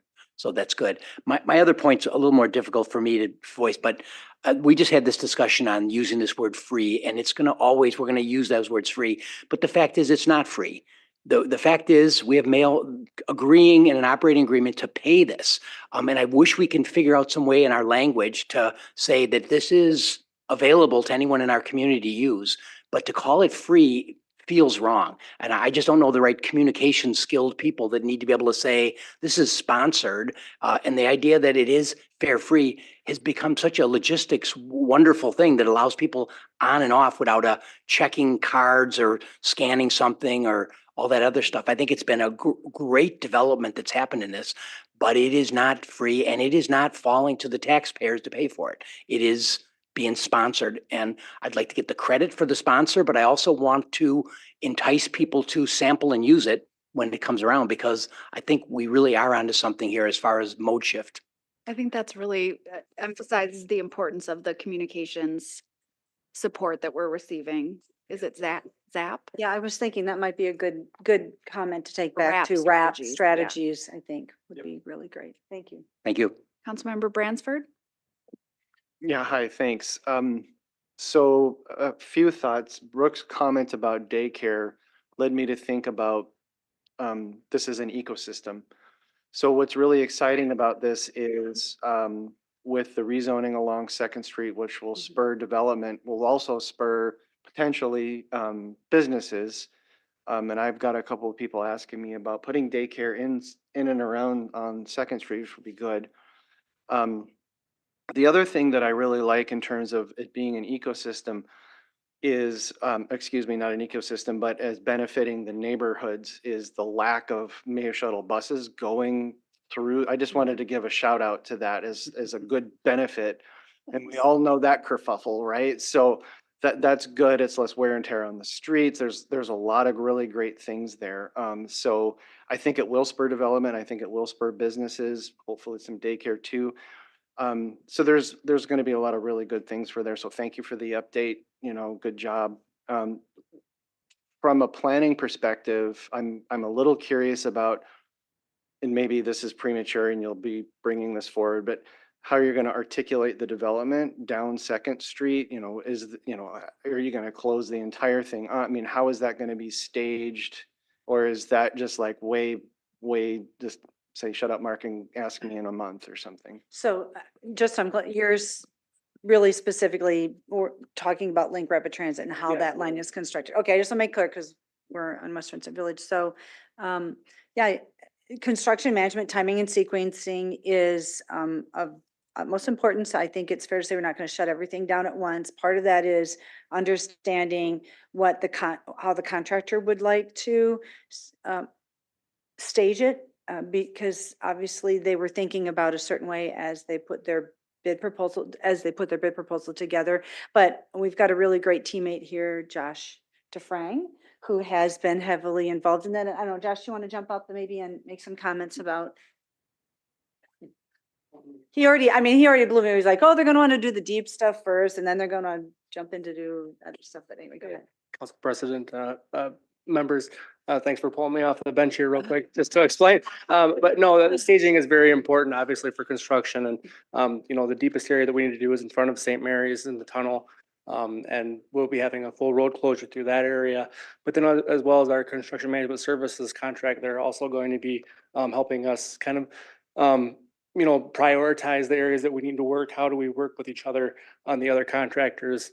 Working with Unbound, excuse me, the Unbound team as well. We have weekly meetings with them, trying to make sure that we have good coordination and planning on those things. Oh, sorry. That's okay. Sorry. I will just say, we've got a really incredible teammate in Josh DeFrang and how he's managing all the conversations with not only the right of way right now, but trying to get predictive in terms of how we might approach it along the corridor. And even though I put him on the spot, you can see the videos. Yeah. Especially you can come off of the. One thing that I did want to add to is, as part of construction, we really look to try and incentivize a lot of contractors. So what can we put in the specifications that will help them get the job done sooner? How can we have them rent out lane rentals is what we're kind of conceptualizing right now. Is how can a contractor pool together money in a contingency fund, and then every day that they get done sooner, we can help them realize a better benefit of getting a contingency fund and completing the project earlier, instead of trying to disincentivize a contractor and putting strict restrictions on them and trying to get them to meet the dates. We're really trying to come up with some different things to try and help the contractors get done sooner. So I mean, there's any one concern voiced by the people along there's like, well, how much disruption is this going to cause? So communication along those lines would be very appreciative on my part. Absolutely. Councilmember Dennis, then Wall, and then we will take a break. All right, thank you. It's good to have breaks. But okay, so when President Carlson mentioned childcare, I know as a single parent, childcare is incredibly important for many people I know who rely on that for their work. So I think that is wonderful. Looking at this setup, and maybe I'm just want to make for clarification, you have affordable housing, hopefully childcare, hopefully things, businesses happening. So are the buses, if you're going to have 18 hours of buses for 7 days a week, passing and looking at this picture here, right in front of the lake, is that correct? Is that where the 18 hours a day, 7 days a week? So I know they're not the shuttle buses, a diesel, they're electric, and that's wonderful, but you're still having an immense amount of traffic, right?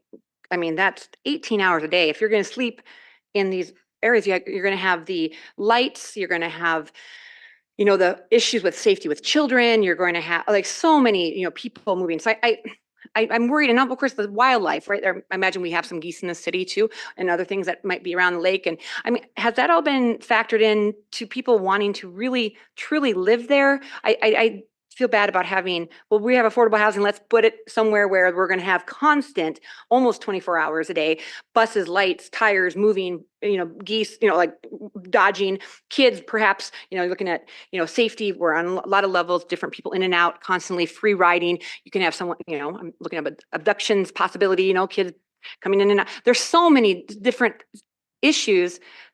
I don't know, I guess, is that something that's been looked at on just a basic level of, is this something that we would, any of us would want our children to live in a situation where there's really constant lights, Yeah, constant? I think what you're talking about is quality living, right? Yeah, So well, thank you. affordable, quality and affordable living, and there's a lot that goes into that. So I would say from, first of all, from a volume of traffic, right?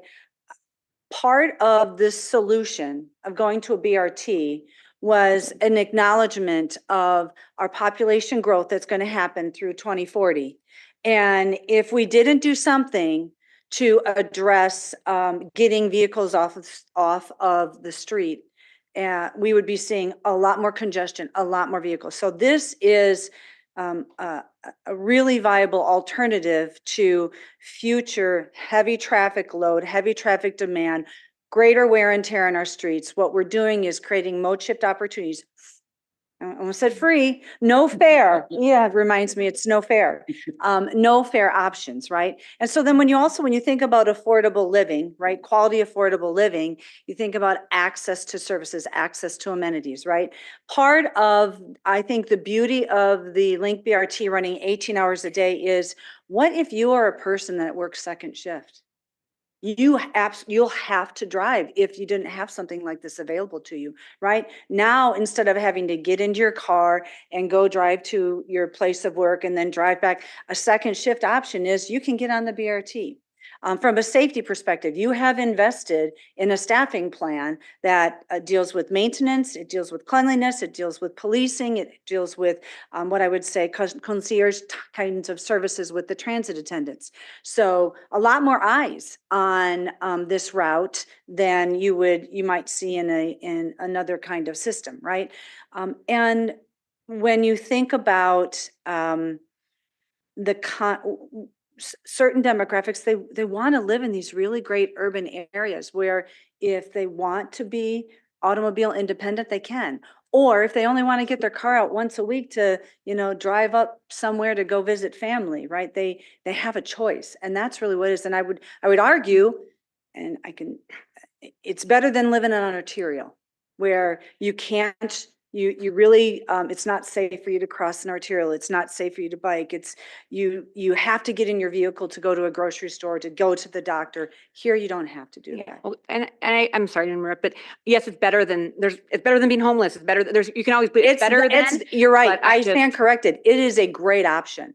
There are people who all they want to do is live in these kinds of spaces, and they're willing to pay for it. And the beauty of this is that we're saying it's not just going to be for those who have the ability to pay for it. There's an affordability factor. So multi-generational, multi-economic, that's truly a quality affordable living, offering choices. I'm sorry. I guess So thank you for calling that out, because I should have been corrected. on Okay, that. I'm sorry. It's- All right, let's. But I have a couple more questions. Okay. Just let the president. Okay, I'm run sorry. the All right, if you have other questions on other topics, please go ahead. Well, it's on the same topic, but on different issues on this topic. Yes, so thank you for that. I just wanted to point that out. Also, just to clarify too, this is a Mayo-owned property, is that correct? Is that, I'm just curious. I want to It make is sure. currently owned by Mayo. Okay. The right of way will be where you see streets, that will become public right of way. Okay. Where you see public plaza, that will be public right of way. Don't know what the development agreement structure will look like, the future ownership structure will look like for the development you see in front of you, but currently this surface parking lot is Mayo owned, yes. Okay, I'm just curious, so clarify that. So I had a live experience where I talked to the owner developer of, it was like Wells Fargo that's down by the chateau. It has been vacant, like a couple floors of it, I believe the basement first and second floor, before COVID, vacant. Of course, we're talking about revitalizing downtown. And when I asked them, oh my goodness, wouldn't this be great for, oh, can't we do? And I was asking, all these, like having people come in, like liability, we can't have kids come in. So I was asking all these options of this property. And I said, why has no one come, to access? And they said, price. Like this is why entities like Mayo can come in with their funding sources and they can, but to have like a service, for example, and you can name the service that would benefit people coming down. That's why services haven't occupied, to my knowledge, that first floor Wells Fargo, if you're visualizing it right next to Chateau on Peace Plaza, because of the price. There's no businesses that can afford that real estate. And I was very interested with that. And so I'm wondering, when you have something like this, and if I'm not talking about conflict of interest, I'm not, because I know no one wants to talk about that, but this situation where you have people owning, you have different, this is prime real estate. What is it? Can like Mayo just say, we're going to make this a bunch of labs? We're going to make this a bunch of, nothing wrong with labs, great, but what to bring businesses like, restaurants, you name the things that people might want to utilize if they're living in that I think the apartment. question is about the development agreement. Yeah, I and was how just gonna that say. might work. Well, yeah, but I'm I not- appreciate, but I'm not- yeah, I'm I not think to keep the understanding the prices line low enough so that what happens on Peace Plaza where companies, industries, services cannot even access those except for if you're a large multi-billion-dollar company that can buy those property. How is that going to be so the mom and pop or hairstylist, florist, people who are really struggling with all the property, all the taxes, can utilize that so people who are in those apartments say, well, this is a fun place to be. I think the question there is how do you ensure tenant build out, right? If people are, the example you gave, they're feeling they're priced out of the market. I mean, that's really the developer looking at what their pro forma model looks like, what they want to offer for tenant lease out space and their recruitment strategies. Like that's all tied. I mean, that's unique to each parcel, what a developer it puts together for their strategy and what they want to offer in terms of tenant build out, tenant terms, lease terms, and I mean, we don't have a say in that necessarily. I guess I'm not clear on what you're Maybe- asking. And I know DMC is touching on their recruitment strategy downtown, correct? Maybe we'll, Yeah, I mean, it's unique that to part every of the building, discussion. what the tenancy terms are, how long they are, what the price point is, if they're willing to do any forgiveness. I mean, we had some really creative building owners in downtown that through COVID offered some really incredible low cost rent to keep tenants rather than lose them. So it's all kind of tied to what that development strategy is for that developer. So all right, that's the best I can answer that. can we move on to Councilmember Wall? Thank you. I really appreciate the attention to the public realm. This is exactly the kind of thing that I believe will attract people who will enjoy a place like this. My wife and I have found Cascade Trail to be just most delightful. We just walked around the lake again this past Saturday night, I think, and we paused right here and tried to imagine with the pictures and the drawings what this could look like. Needs a hot dog stand or a food truck. Yeah, sure. But I mean, this is the kind of thing that people look for when they are coming to, at least when we go to communities to walk around in mountains or parks. This welcoming space, I think, will benefit all sectors of Rochester. So this is a great addition. Thank you. Councilmember Kirkpatrick. Thank you. Is this really like 5.5 blocks long?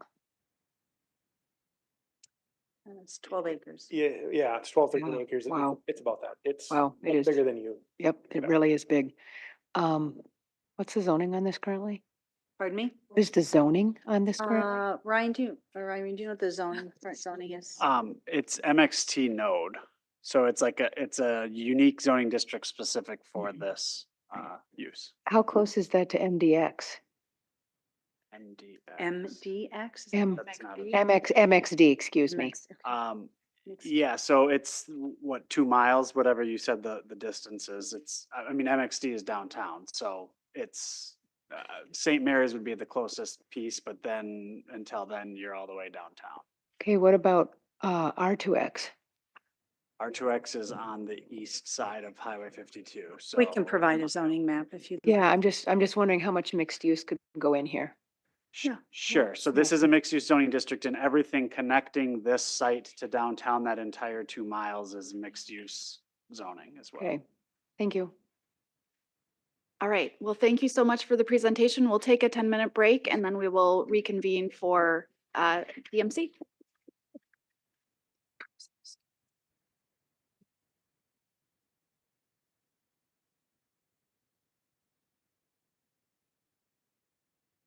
Recording stopped.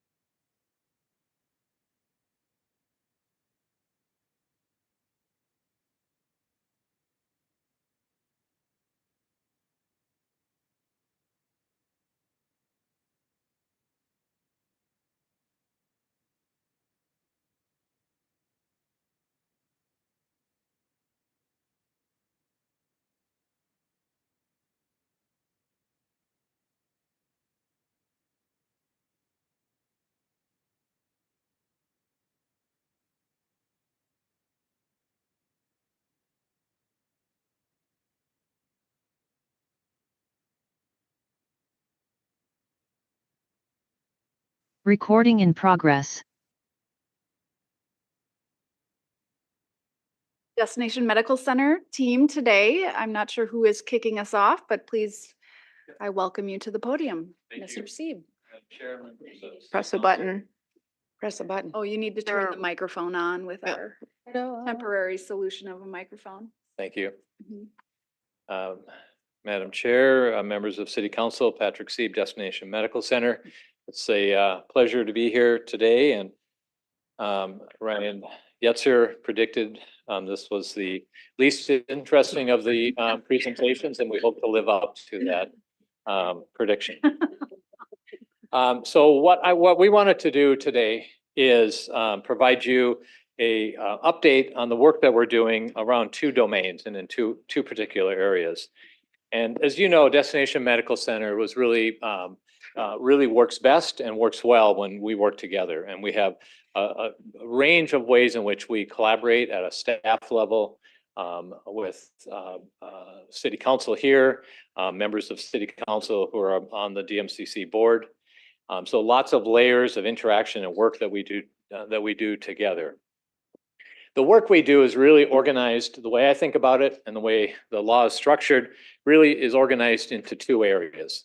One is to steward the public funds towards public infrastructure that helps grow and help catalyze growth in Rochester. So steward $585 million in conjunction with you as City Council to help grow our city. And then secondly, to proactively go out and seek growth. And it's really in those two domains that we do our work. And much of your prior presentation on Link and West Transit Village really reflects an example of stewarding public infrastructure to help foster growth. What we wanted to do today is talk about the second area of our work in particular, the work that we do around proactively seeking growth. This is an area that we haven't really given you a lot of visibility into that line of work. But we also, and I'm going to invite my colleague Mike Flynn to walk through that the program of work and describe how we go about that work. We also want to talk to you about a body of public infrastructure work that we are developing and will develop with DMCC board and ultimately with you. And that is the way in which we think we can use public infrastructure support to help the historic district. So those are the two areas that we want to cover. So I'd like to invite to lead the next part of our presentation, Mike Flynn, who is our Senior Director of Business Development. He's been with us for 2.5 years, came here from the state of Utah, or from Utah, where he did this work at a state level, and now is really applying those skills and those learnings into our context in Rochester, and has built a program that we are very pleased with, and I think you will be as well. So Mike. Thank you very much. Appreciate the invitation and the opportunity to come talk to you. I'm Ward 1 resident, so I'm appreciate the opportunity to come here. So want to talk today about what our program around business development and marketing really looks like, some specific areas that we focus on, sort of the methodology that goes into that, and certainly answer any questions you might have. So to start, maybe talk about sort of why we engage in this work and why we think it's important. And there are no shortage of reasons. A lot of them were talked about this evening in terms of how do we fill some of these spaces, how do we deliver on services that the community needs. Sort of 3 reasons that I think about when we get up to do this work is the first, it's very much in alignment with 3 of the big DMC goals around job creation, capital investment creation, and tax revenue.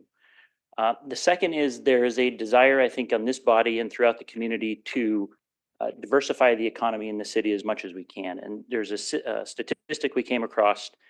Rochester is one of the most anchor dependent cities in the country, and that's a metric that the Federal Reserve tracks. I believe when it comes to income anchor dependent cities, we're number 8 in the country, and when it comes to employment anchor cities, we're number 10. So we have a lot of our eggs in one basket. So the desire to diversify the economy is another reason why we do it. And lastly, to respond to some of the community members' desires. So we recently conducted a survey of residents of the city of Rochester, and we asked them the question, what other things should DMC be focused on or working on? You can see a lot of their answers have to do with how do we expand the pie in Rochester? How do we add more employment, more housing, more services? So I think we engage in this work because it is very much in alignment with a number of different objectives. In thinking about how we do this work, I wanted to make sure everybody understands we do not do this alone. So this slide represents a handful of the groups that we partner with on this. You can see the clinic, Medical Alley, Greater MSP, Downtown RDA, and Ready are just some of the groups that we work on these strategies with, partner on these strategies with. And there's a lot of intentionality behind this that we'll talk about as we get into the slides. So there are 3 focus areas in which we engage in this work. The first is around life science and med tech companies. The second is around retail, dining, and entertainment. And the third is around attracting new real estate development to the city. So we're going to talk about life science recruitment first. And a lot of this body of work is informed by a survey we'll talk about in a minute that we conducted at the end of 2022 that really helped frame out this strategy in a way that we think is very organized and effective. But first, to talk about who is our customer when we talk about bringing new life science employment to the city. And we really focus our efforts around high growth life science and med tech companies that are doing things that are typically indicative of growth. And there's a number of different metrics we look at. We also look inside of those technology areas where a company's specific technology aligns with something that the clinic is doing or has some capability in. So high growth areas where we have some competitive advantage. Our trade area for this body of work is really worldwide. These companies come from all over the world. We do have specific focus in a few geographies where there are target-rich environments. There's a lot of the right shape and size of companies doing the right types of things, and you can see they're listed up there. Our value proposition in this space is really proximity to Mayo Clinic and all the innovation that comes out of the clinic. A lot of the infrastructure that we've talked about building here today and that we continue to build. So we're building world-class major market infrastructure. And the fact that Rochester sits inside of this Medical Alley corridor that really runs from the cities down to Rochester, that is home to an innumerable number of assets in this space that make us unique. So the challenge in this specific line of work is really around awareness and more directly stated, the lack of awareness around Rochester as a place to do business. So I'm going to jump through a number of slides now that sort of hit on that and that are highlights of some work we did about a year ago. So the first one, we went out to about 320 life science companies and life science advisors and tried to get some baseline assessment data on their level of familiarity with a few things in the community here. So first was their familiarity with DMC, and you can see 5% relatively low. The second question was your familiarity with Rochester, Minnesota as a place to do business. And you can see at 31%, that also is pretty low. The last was, are you familiar with Mayo Clinic? And you can see much higher, close to 80%. That target line on the right is really where we would like to see the number around Rochester end up at some point in time. So you can see we have a lot of work to do to build that level of awareness to where it needs to be. The next question we asked was, have your customers or has your business ever considered Rochester, Minnesota for an investment? And keep in mind, these are high growth life science companies. They're sort of our target customer and advisors to those types of companies. So whether it's on the real estate, finance, incentive side, have you ever considered Rochester for an investment? You can see 91% have not. We asked a follow-up question then, why did you not consider Rochester for an investment, or why have you not considered Rochester for an investment? And we split out the two populations here. We call one group site selection, and that's really the advisory group. And the second is the executive. Those are the C-suite from these life science, high growth life science companies. And you can see for both, the number one reason they selected as to why they had not considered Rochester for an investment, because they're just unaware of what the opportunity is here. There are some secondary concerns around size of our market, the perceived lack of talent, the weather it's cold, it might be too rural, remote, but overwhelmingly both populations said the number one reason we haven't recommended Rochester for an investment is because we don't know what the possibilities are there. So the next slide is got the biggest font because it's the biggest takeaway. We went out to just the executive audience, so just the CEOs of these high growth life science companies, and we said the presumption was maybe they're not considering expansion anywhere. So they didn't look at Rochester because they're not looking anywhere. And what we found out was, the question was, have you considered expansion or relocation investments in the previous few years for your companies? 82% of all of those companies say, yes, we have. And then the follow-up question was, well, did you consider Rochester in that investment? You can see only 7% said they did. So that 75% is our target customer, the right shape and size and line of business, doing the very thing we need them to do in order for us to be an option. And you can see 75% of them are not looking at us.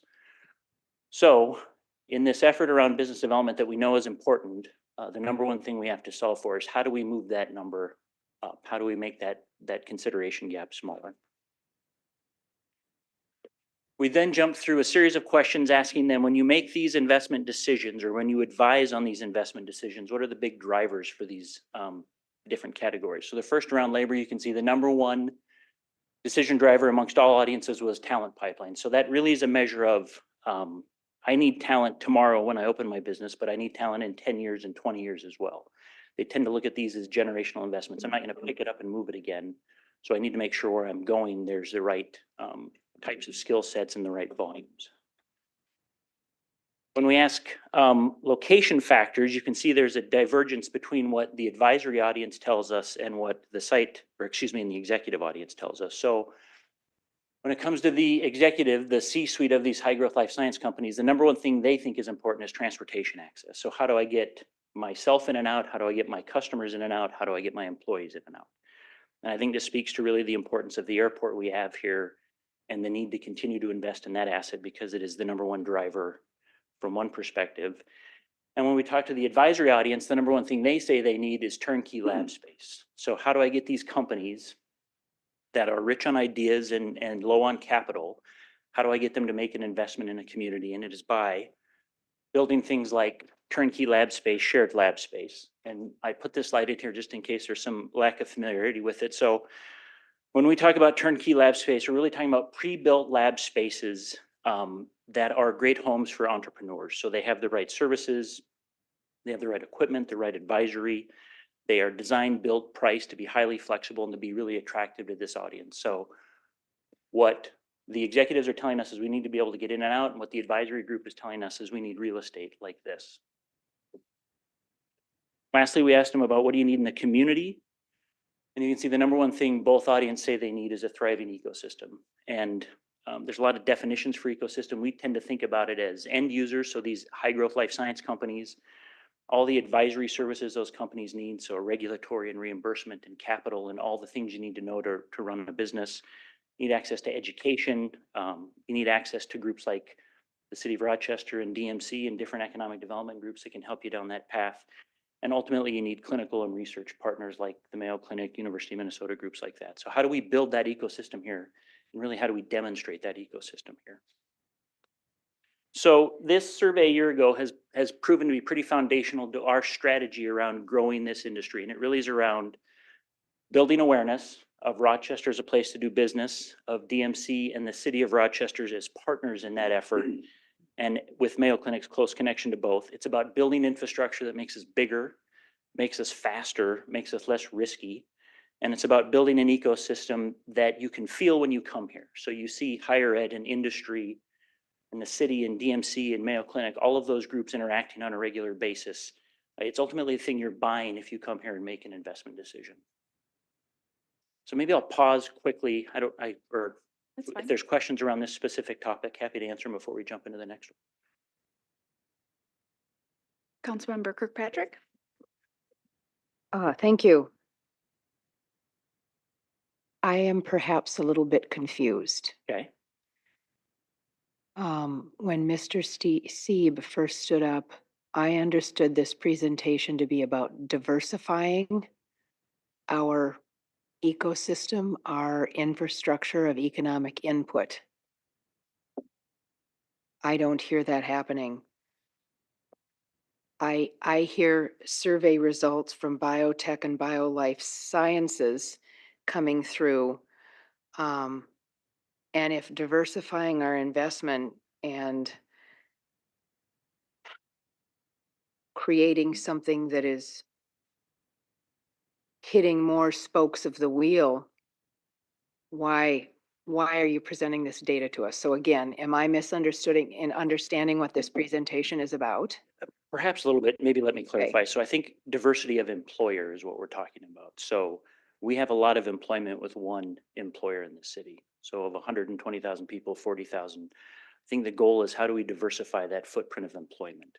But also Got it. build on the relationship and opportunities with that anchor institution. Got it. So ranking number 8 in anchor dependent city in the US and number 10 as an employment anchor city in the US isn't necessarily something we want to get away from. We want to maintain the niche that we have. The niche that we have is the niche that we have. This is always going to be a healthcare life science community. I think the idea is how do we diversify against having so much employment with one single employer? Our value proposition in this community is always going to be around healthcare, life science, biotech, medtech. It's the thing that we have here that supersedes any other community in the country. So we could say, let's go out and get into the aerospace business. We want to become a center of excellence for the aerospace business. We don't have any of those assets or those service providers, the education, any of that stuff doesn't exist here. So you can certainly go out and try and build it. And there's communities all the time that say, we want to be a destination for software companies. And that's not a bad thing. You just need to know it's probably a generational exercise to try and get to that point. So I tend to look at these things to say, let's play where we can win. We're going to win in biotech, medtech by bringing in 2-person companies that can turn into 200-person companies and create a balance to the employment situation here. We're never going to get away from, we are what we are and it's great, but how do we diversify the employers a little bit more than what they currently are? And there's so many ideas coming out of Mayo Clinic or Yep. opportunities to partner that we're potentially losing those opportunities. And I'm speaking from direct experience to other communities where they then can thrive and really contribute to the economy. So to jump off of your statement, thank you for clarifying that, but that's very bold. Absolutely. I'm not sure our entire population is desiring what you just said and or agreeing with it. So my follow-up question then is, you're not, and perhaps I'm jumping the gun. I haven't seen you present these slides, so you will be embellishing and adding your personality to what I've already read, which I appreciate. But I am not seeing a need or access to housing, and it hasn't been listed as an ecosystem need.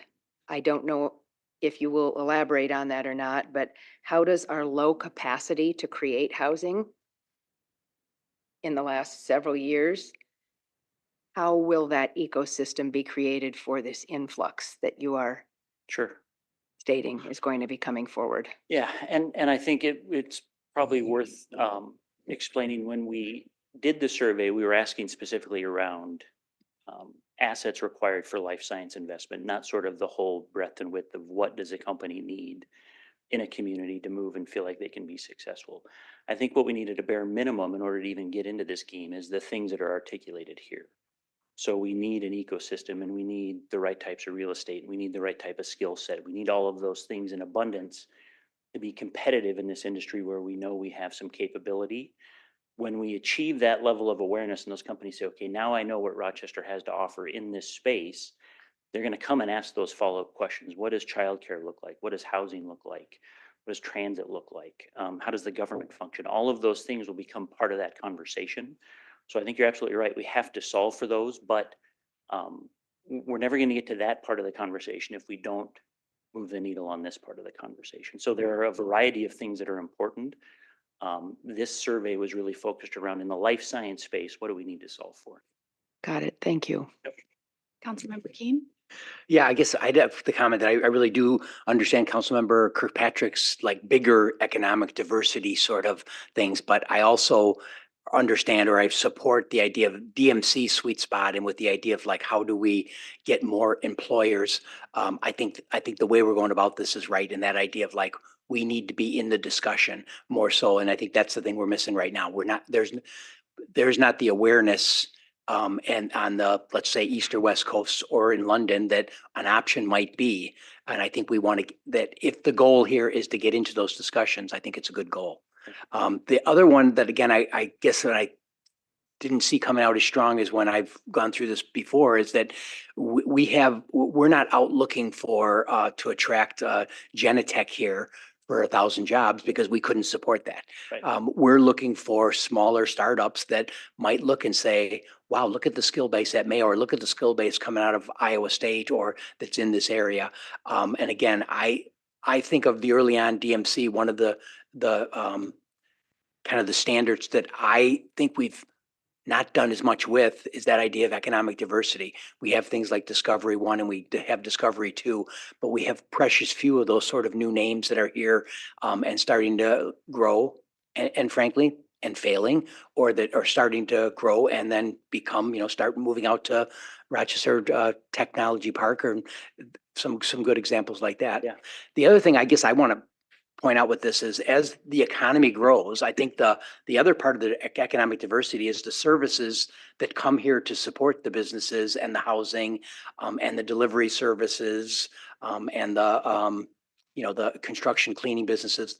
I know I've talked to people in the auto like not the automobile sales, but these mechanic shops. And if you're in Kenyon right now, you're not going to open your shop there. You're going to try to find a way to be down here because this is where the business is, and this is where the economy is growing, and that does create good economic diversity too, because there's other small businesses can really thrive off that growing economy that we have. And I think that's a byproduct of what you're working on, but I think it's an important one. Yeah. So a couple things to address there. I think your last example is spot on. So if you look at 1 and 2 Discovery Square, there are a dozen life science companies that are doing business in there, but they are serviced by 100 companies that do everything from, there's one of the employers in there that has a series of clean rooms where they do production, and those clean rooms have to be cleaned in a very specific way. That represents a business opportunity for somebody in that industry, either in this city that wants to add a line of business or come down here from some other part of the state to deliver that service. So they're life science adjacent, but they're probably not addressed in this survey. So that's one example. I think the other thing is, I would absolutely advocate that this, on a regional level, we need to focus on diversification outside of life science here. And I think there are other industries where this region could be a winner, where we have the things we need here to compete successfully. The reality is DMC's footprint is 1 square mile. So an example of that is food production. The rule in food production is you either need to be where the food is coming from or you need to be where the food is going to. So you see things set up around the perimeter of California, and then you see things set up in the Midwest part of the country. That is absolutely an industry that we could own here. And I think if you added the wrinkle that we have the #1 hospital in the world here, and so we approached food production from a health and wellness perspective, that starts to frame out a value proposition that I think this community could own. We're probably not going to put that in the DMC district, though. That's going to be more of a regional effort. And we partner, you saw Reddy's logo on that slide, we partner with them all the time on those types of opportunities to say, this might not be a fit for the DMC district, but it's a fit for the region, and how do we support those types of activities? So I think we track with you 100%. Part of it is we're limited to our geography and trying to be successful in that space. And the fact that it's Destination Medical Center, and there's an intention around what your strategy is to align with that as well. Yes. Councilmember Dennis.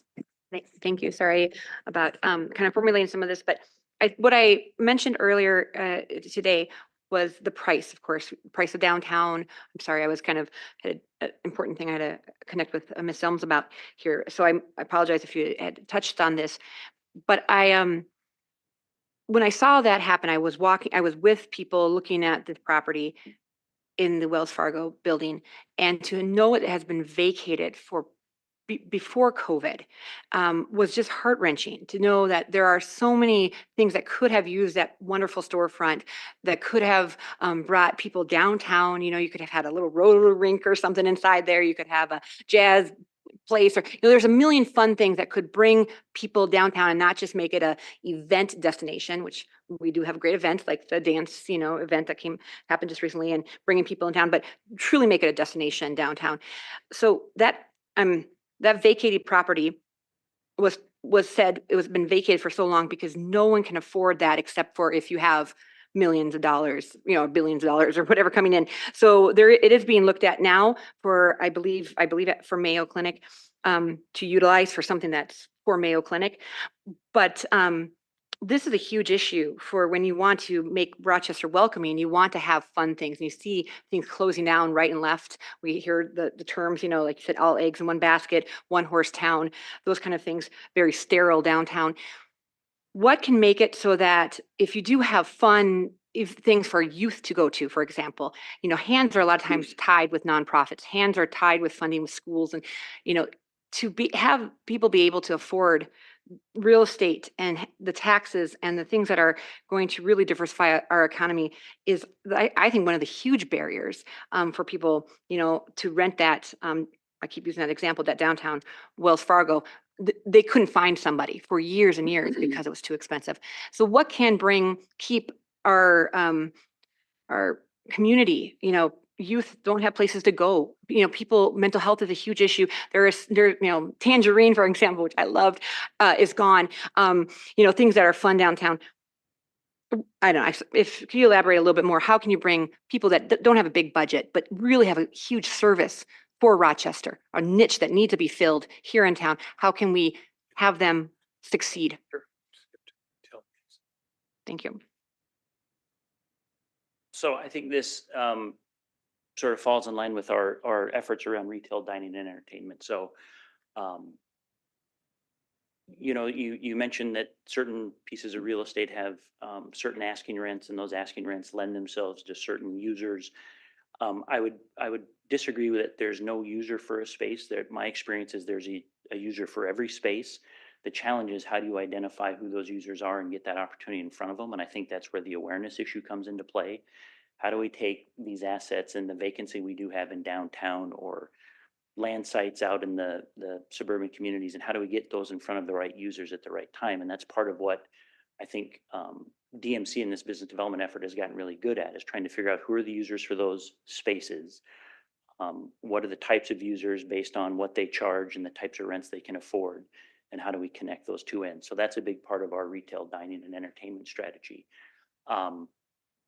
Target customers in this specific application are, we look for what they refer to as retail leakage. So what is the spending that's leaving this community from inside this community? So dollars that generate from this community that get spent externally, and how do we figure out what those categories are and bring those categories into the downtown? How do we look for retail dining and entertainment concepts that are having success in surrounding communities and make those aware of the opportunities here?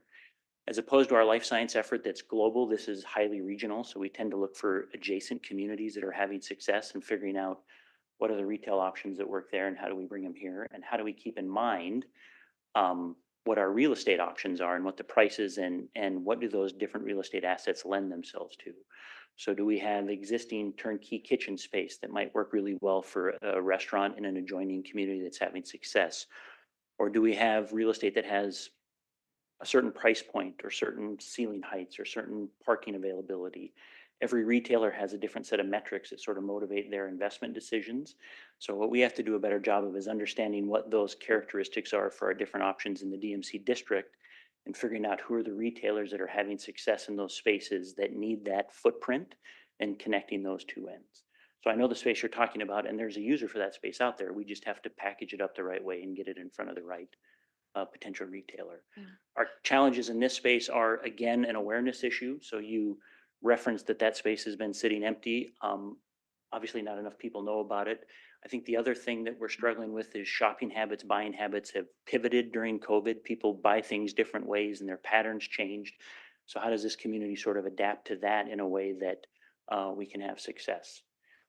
To help us solve this gap of what we have demand for versus what we have real estate supply for, DMC is partnering with a gentleman who does this for a living, and is really good at understanding potential users for our unique spaces and understanding what are the concepts out there that need those types of spaces, and then connecting those two ends. So we have tasked him with a couple of things. One is to help us identify sites like the one you mentioned and others that have really specific, unique capabilities, and then go out and identify where are we losing spending in Rochester to markets outside of Rochester. What are the needs from a real estate perspective that those uses have, and how do we connect those two ends? So we've already had conversations on a number of different spaces in the downtown that are unique to Rochester, but aren't unique globally. There are other examples of where those spaces have been used, and we know the types of retailers that use them. We just connect those two ends as best we can. Well, I appreciate, I think I like to see it through, not just, who can afford or what, places, but there are unmet needs in our society, our downtown for sure. And I guess that chateau, we want to, want people to go downtown and spend time in Peace Plaza.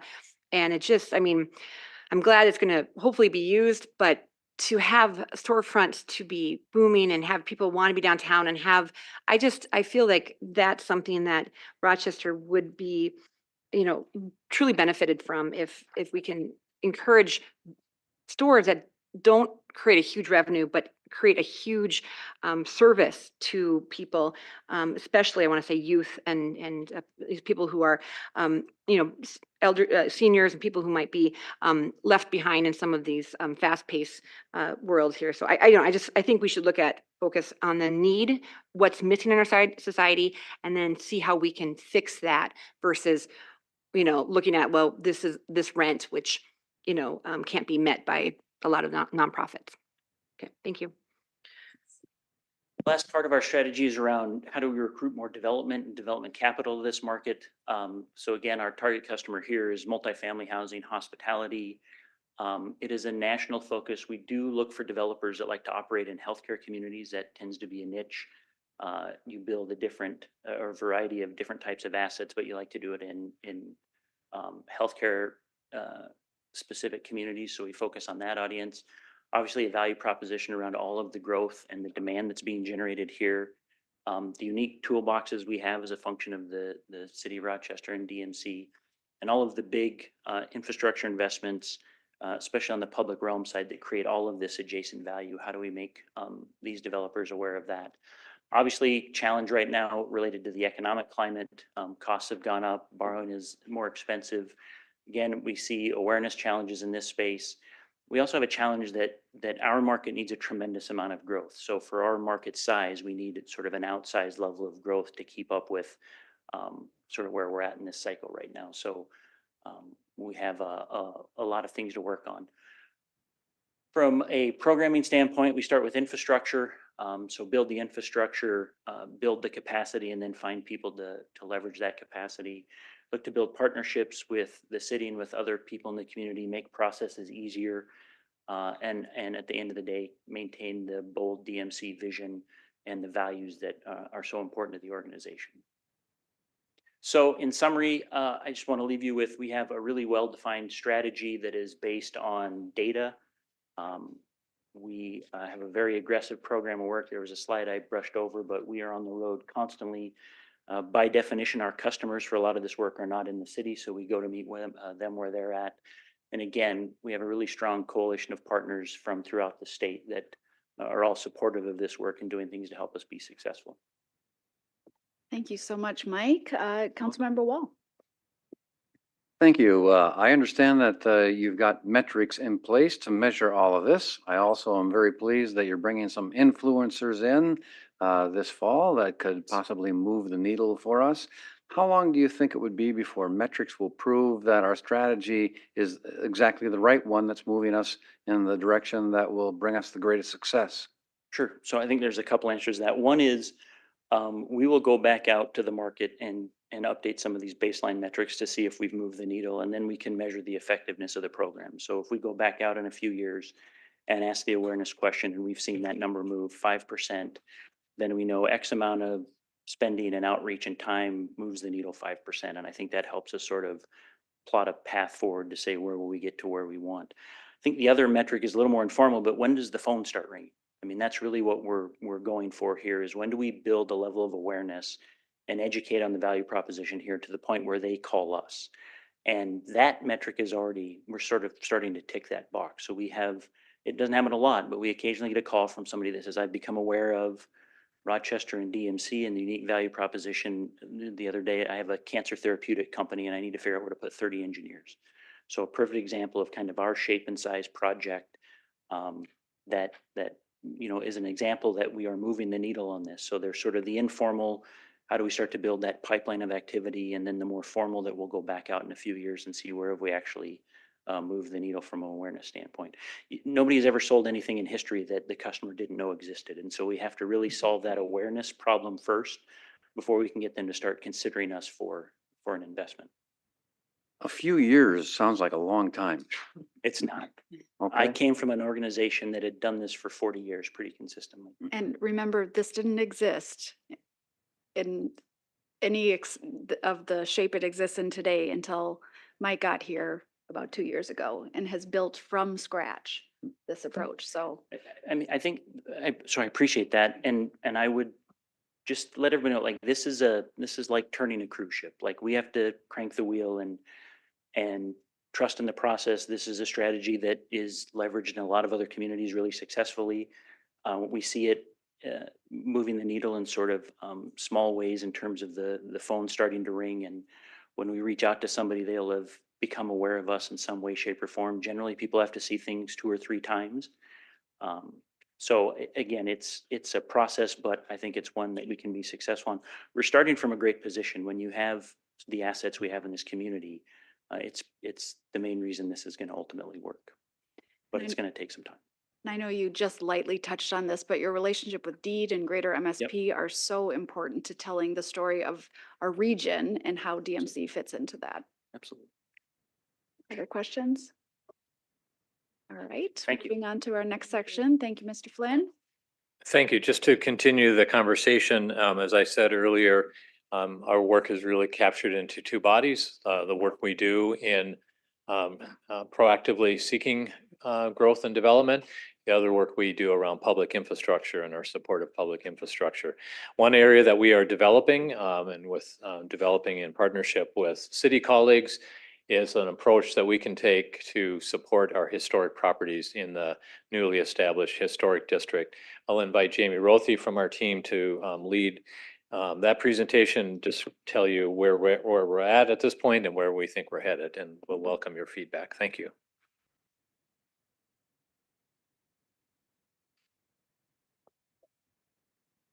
Hello, it's great to see you all again. As Patrick mentioned, I'm going to walk us through a conversation talking a little bit about the historic district and DMC support. First, I want to just remind ourselves of a little bit of background, where we really see our DMC role and the community's role in this conversation. I want to share a bit of detail about the engagement that we've been doing. We've been doing a lot of conversations and kind of deep diving into both owners of the businesses and people that operate businesses inside the historic buildings, and then talk about next steps and how we continue to work together. So just as a quick reminder, sorry, the light gray is not coming through on this, on the timeline, but we just wanted to remind ourselves of the city's timeline towards building a stronger historic district. You might recall the things on the left when there's the study that happened in 2014, and then continued conversations, and then recently the council action. When council took action, it really helped us to understand the direction of the historic district. And we have been talking about this for some time, but it really brought us together to talk about what are the tools and things we can continue to work together on. So we're here today with you, and then we expect to bring this forward to our board, the DMCC board, in May, and then back to this board in June for final approval of the program. So one of the pieces I wanted to share with you is some work that we've been doing really closely with our city colleagues, is to better understand what does a successful historic district look like. Oftentimes we talk about the money. People are like, well, how much money is there? And what I wanted to bring to attention is that it's more than just money. It's really when we see these successful communities that have historic districts, it's these 8 areas that are all working together. And it's not just one organization that leads these, it's a number of different organizations that come together to support the historic district. So quickly, I'll just briefly walk through these. Business navigation was one thing that we saw right up front, as having an entity or an organization that really is the front door and an advocate for the person or people that have or work in the historic district. When they have a question, when they're lost, when they have a new issue, somebody they can just pick up the phone and call and ask those questions to, and help getting navigation and tips on how to move through. Financial is one of them, of course, which we're going to be talking about today, but it's not just one thing. It's typically a group of financial services that are brought together. Regulatory, of course, is another that lives closely here within the city. Recruitment and retention is another, which is a big piece of what Mike just talked about as well. This business development and understanding the importance of historic districts in our community, and how are we working together and bringing those services forward. The public realm and the spaces that are around the historic district, how do they feel? What do they look like? How do they complement these historic buildings and the businesses that are within them? Mobility covers a lot of different components. How are people coming in and out of these areas? But think about parking around it, unique needs for walking, and sitting and spending time in those areas. Programming and activation. Oftentimes, historic districts have a little bit unique programming activation. It will look a lot different than what's in Peace Plaza, perhaps, compared to what is in our historic district, and understanding those pieces. And then, of course, branding and marketing, helping people understand the unique attributes and the activities and the businesses in these areas. And it's these, again, all of these pieces that work together to help build a successful historic district.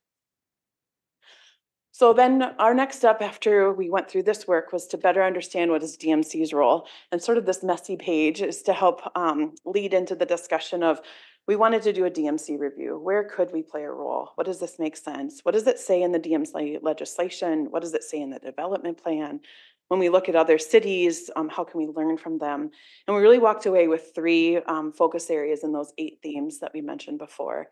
Of course, the financial conversation, how can DMC funds be used to help support the district?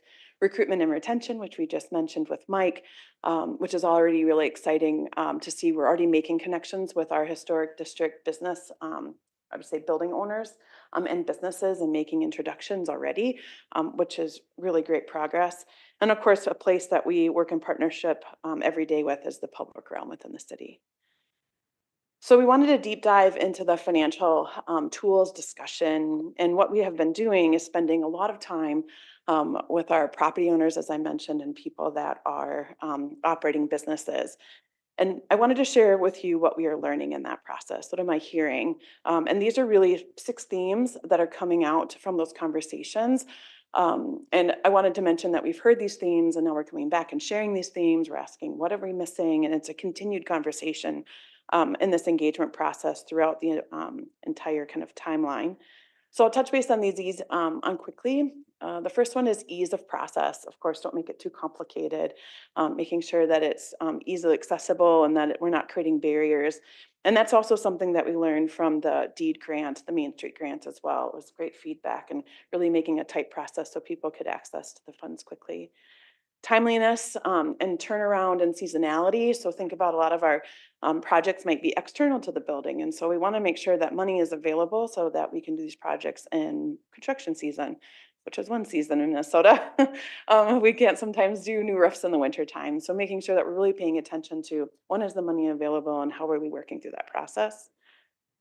We heard from constituents in these areas regarding grants, not loans, and looking at the different types of funding that are needed and the variety of different types for different situations. Design support was another really great conversation. I had a couple long conversations with different businesses in these areas. And this is thinking about what is the potential of their space and helping them to think about what their personal vision is or their future vision. And sometimes they don't have that. They just love the space so much. They love where it's at, but they need help. They're like, well, what is your vision? They're saying we could really use help thinking about what does the second floor look like, or how could we change things up, or how do I know the decisions I'm making today aren't limiting my decisions for tomorrow, and is there an expert that can help me figure out what those things are? The next theme was really this conversation around tenant and building, and that support is needed for both of them. So there are things that the building owners need, but then there's also things that the tenants are needing as well. So when we're thinking about this funding tool, as we continue to walk this through, we wanted to make sure that it could be used in both scenarios. And then the last piece was a conversation with the stakeholders around accountability and using the money responsibly. So this showed up in a couple different ways. One, it was, do I have a solid business plan? And if I have questions, where can I get resources so I can make sure that I want to spend my money, I want to ask for great money to help me to continue to move down that path. And then also making sure that if they're saying they're doing the project, the community wants the community to hold themselves accountable for spending the money on the project that they said they would do. So as they're building out their kind of community of historic district participants, they want to support each other in doing that. And that's where this theme came up. So where we're at, again, is that we're here today at the City Council study session. We're going to continue to do engagement and continue to talk with the stakeholders in the area. We're working with our city partners to try to understand, what does this program look like? How can we set it up to meet these themes that we're hearing? And we expect to bring the program forward to the May board meeting at the DMCC board meeting. But they'll have discussion, and then it will come here for final approval in June. And will there be a concrete ask of the DMCC board already about how much There will be. resource to put aside? Okay. Yes, we plan to bring forward kind of the time and the concrete ask and how it would work at that Okay, meeting. so And that that- would come forward to the Perfect. city council as well. Great. Mhm. Okay, Councilmember Dennis. Thank you. So your last slide, the last, I believe it's the last one. Oh, maybe one, yeah, there we go. The last one is accountability. I am really interested in this issue on many levels. If you look at from, media to government to, how are we holding people accountable? Because it takes a lot of energy, time, and devotion to make sure, like, oh, I understand what's happening. I know, something hasn't been done correctly, but what is the entity that holds this, DMC holds all, holds people accountable? Because I feel, I'm sorry, this is a long question, but there's things that people say this should have been done, or like with the Peace Plaza, there was that mist that comes up, and I said, I haven't seen that mist for a long time. And that was part of the funding. And I know that was a big expense. And people, what happened to that? The term for the mist, right? I said, I'm not really sure. And I know there was going to be a sign in Braille that describes the poem that the pavers are on. And I haven't seen that either, but, I've heard all this stuff that was going to, and so even as a council member, I have no idea how to answer questions of constituents who say, this was going to be done, it wasn't done. How do we hold the makers of Peace Plaza accountable for their project being done completely without maintenance, pavers being replaced, not on taxpayer dime, et cetera, et cetera? Thank you, Council President. This reference to accountability isn't related to the conversation that you're raising. So this feedback was really about how does the use of historic funds to support historic properties come with expectations of property owners, their own investment, sort of a shared accountability and a shared resource. So that's really what this particular is referencing. Oh, okay. Well, could we just in general though, with all of the projects we've been talking about tonight, and looking at maybe things that haven't been done the way they were meant to be done, how does those projects be held, accountable to taxpayers or to people that they were promised to be done? I think that's outside the scope of this discussion today. Okay, so who do I get a hold of to find out the accountability entity that will say, this is going to be done, or whoops, we made a mistake and we just, we didn't, the taxpayer dollars weren't I spent. guess I would just interject that the way that DMC is funded does not include property tax levy. So just for reference, when that's getting said. Okay, There's not but property tax dollars that go into that. All right. tax dollars across the state is still tax dollars. So, but yeah, so who do I refer people to, residents who say, whatever happened to this being done and it was promised and it hasn't been? All right, we'll have Mr. Spindler Craig weigh in and then we'll move on. Go ahead. I would defer to council, Or So I would just say, Executive just Zalms. like any other question that any other elected official might have, typically we ask for you to send that over to city administration. You could copy Cindy Steinhauser. We would try to make sure that we got that answered for you. So just be like any other question that you would have, you could route it to me. I would try to get it answered for you.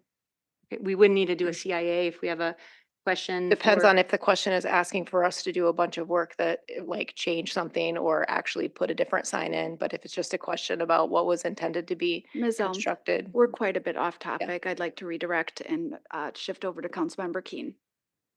Okay, thank you. Hey, I appreciate seeing this, and I know that this has been sort of painful for some of the downtown building owners that to go through this. So hopefully we're on to something here that could help.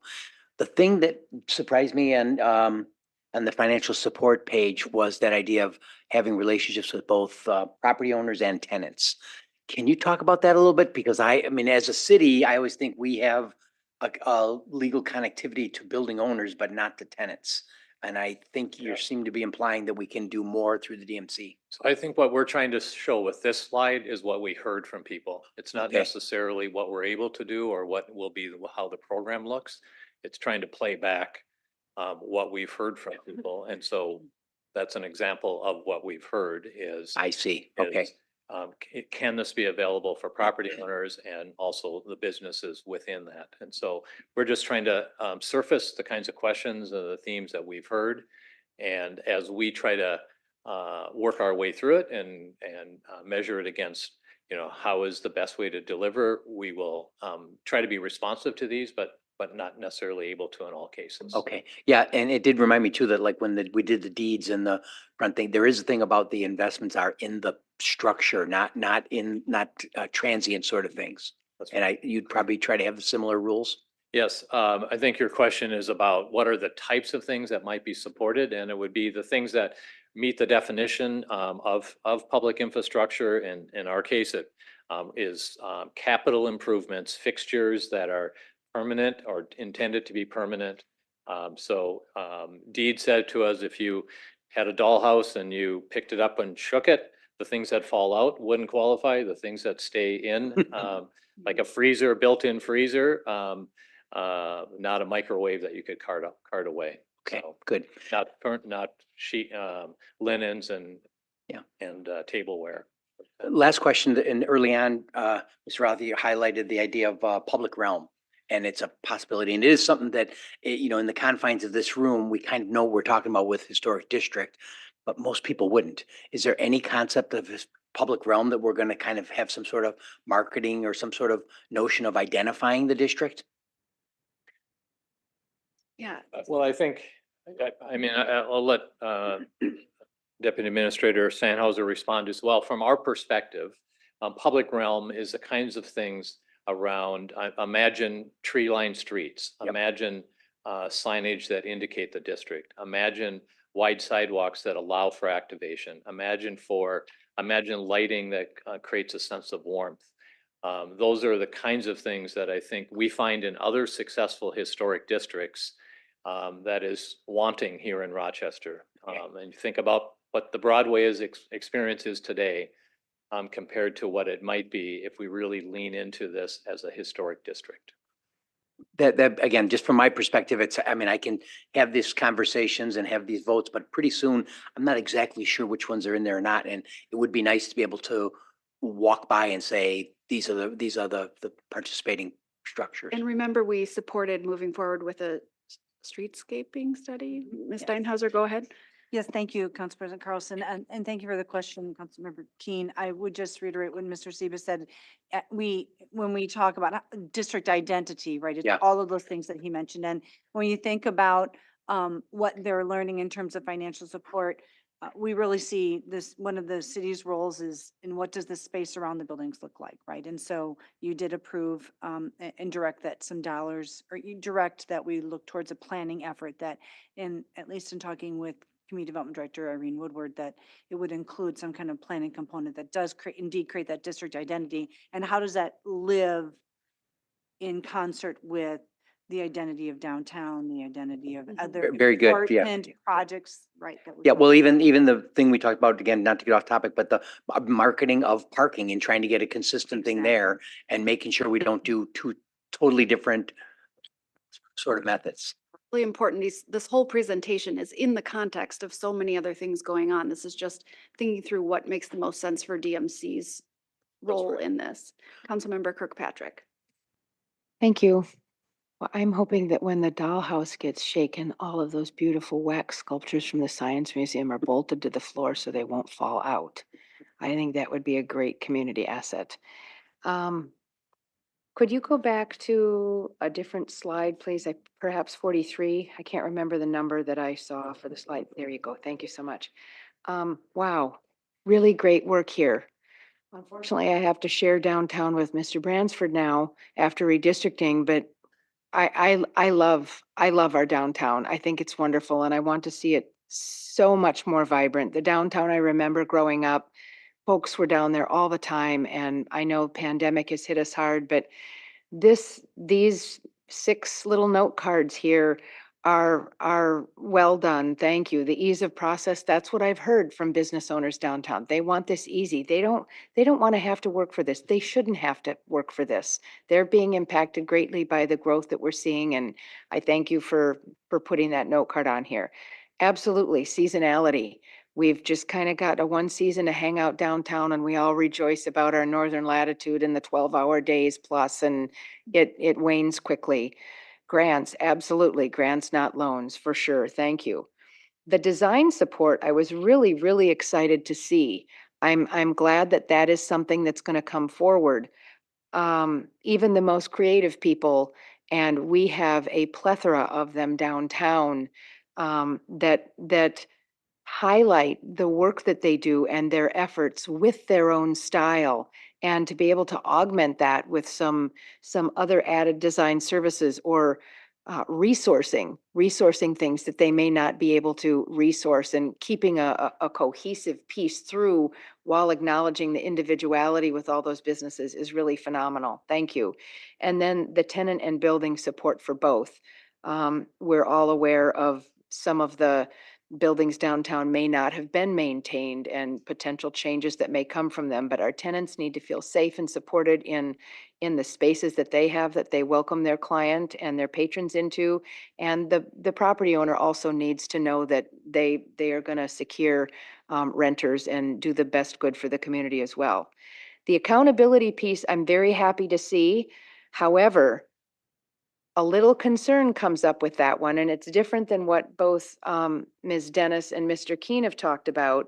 Because of the real diversity and creativity we have downtown, I wouldn't want that individuality to be squelched. I wouldn't want to see business A and B picking on business K around the corner, saying, they're not quite doing it right. I don't like what they're doing. They don't quite fit the mold of what's going on down here. And I love the diversity that we have downtown. It's most prevalent in our city, I think, downtown, especially in our minuscule historic district.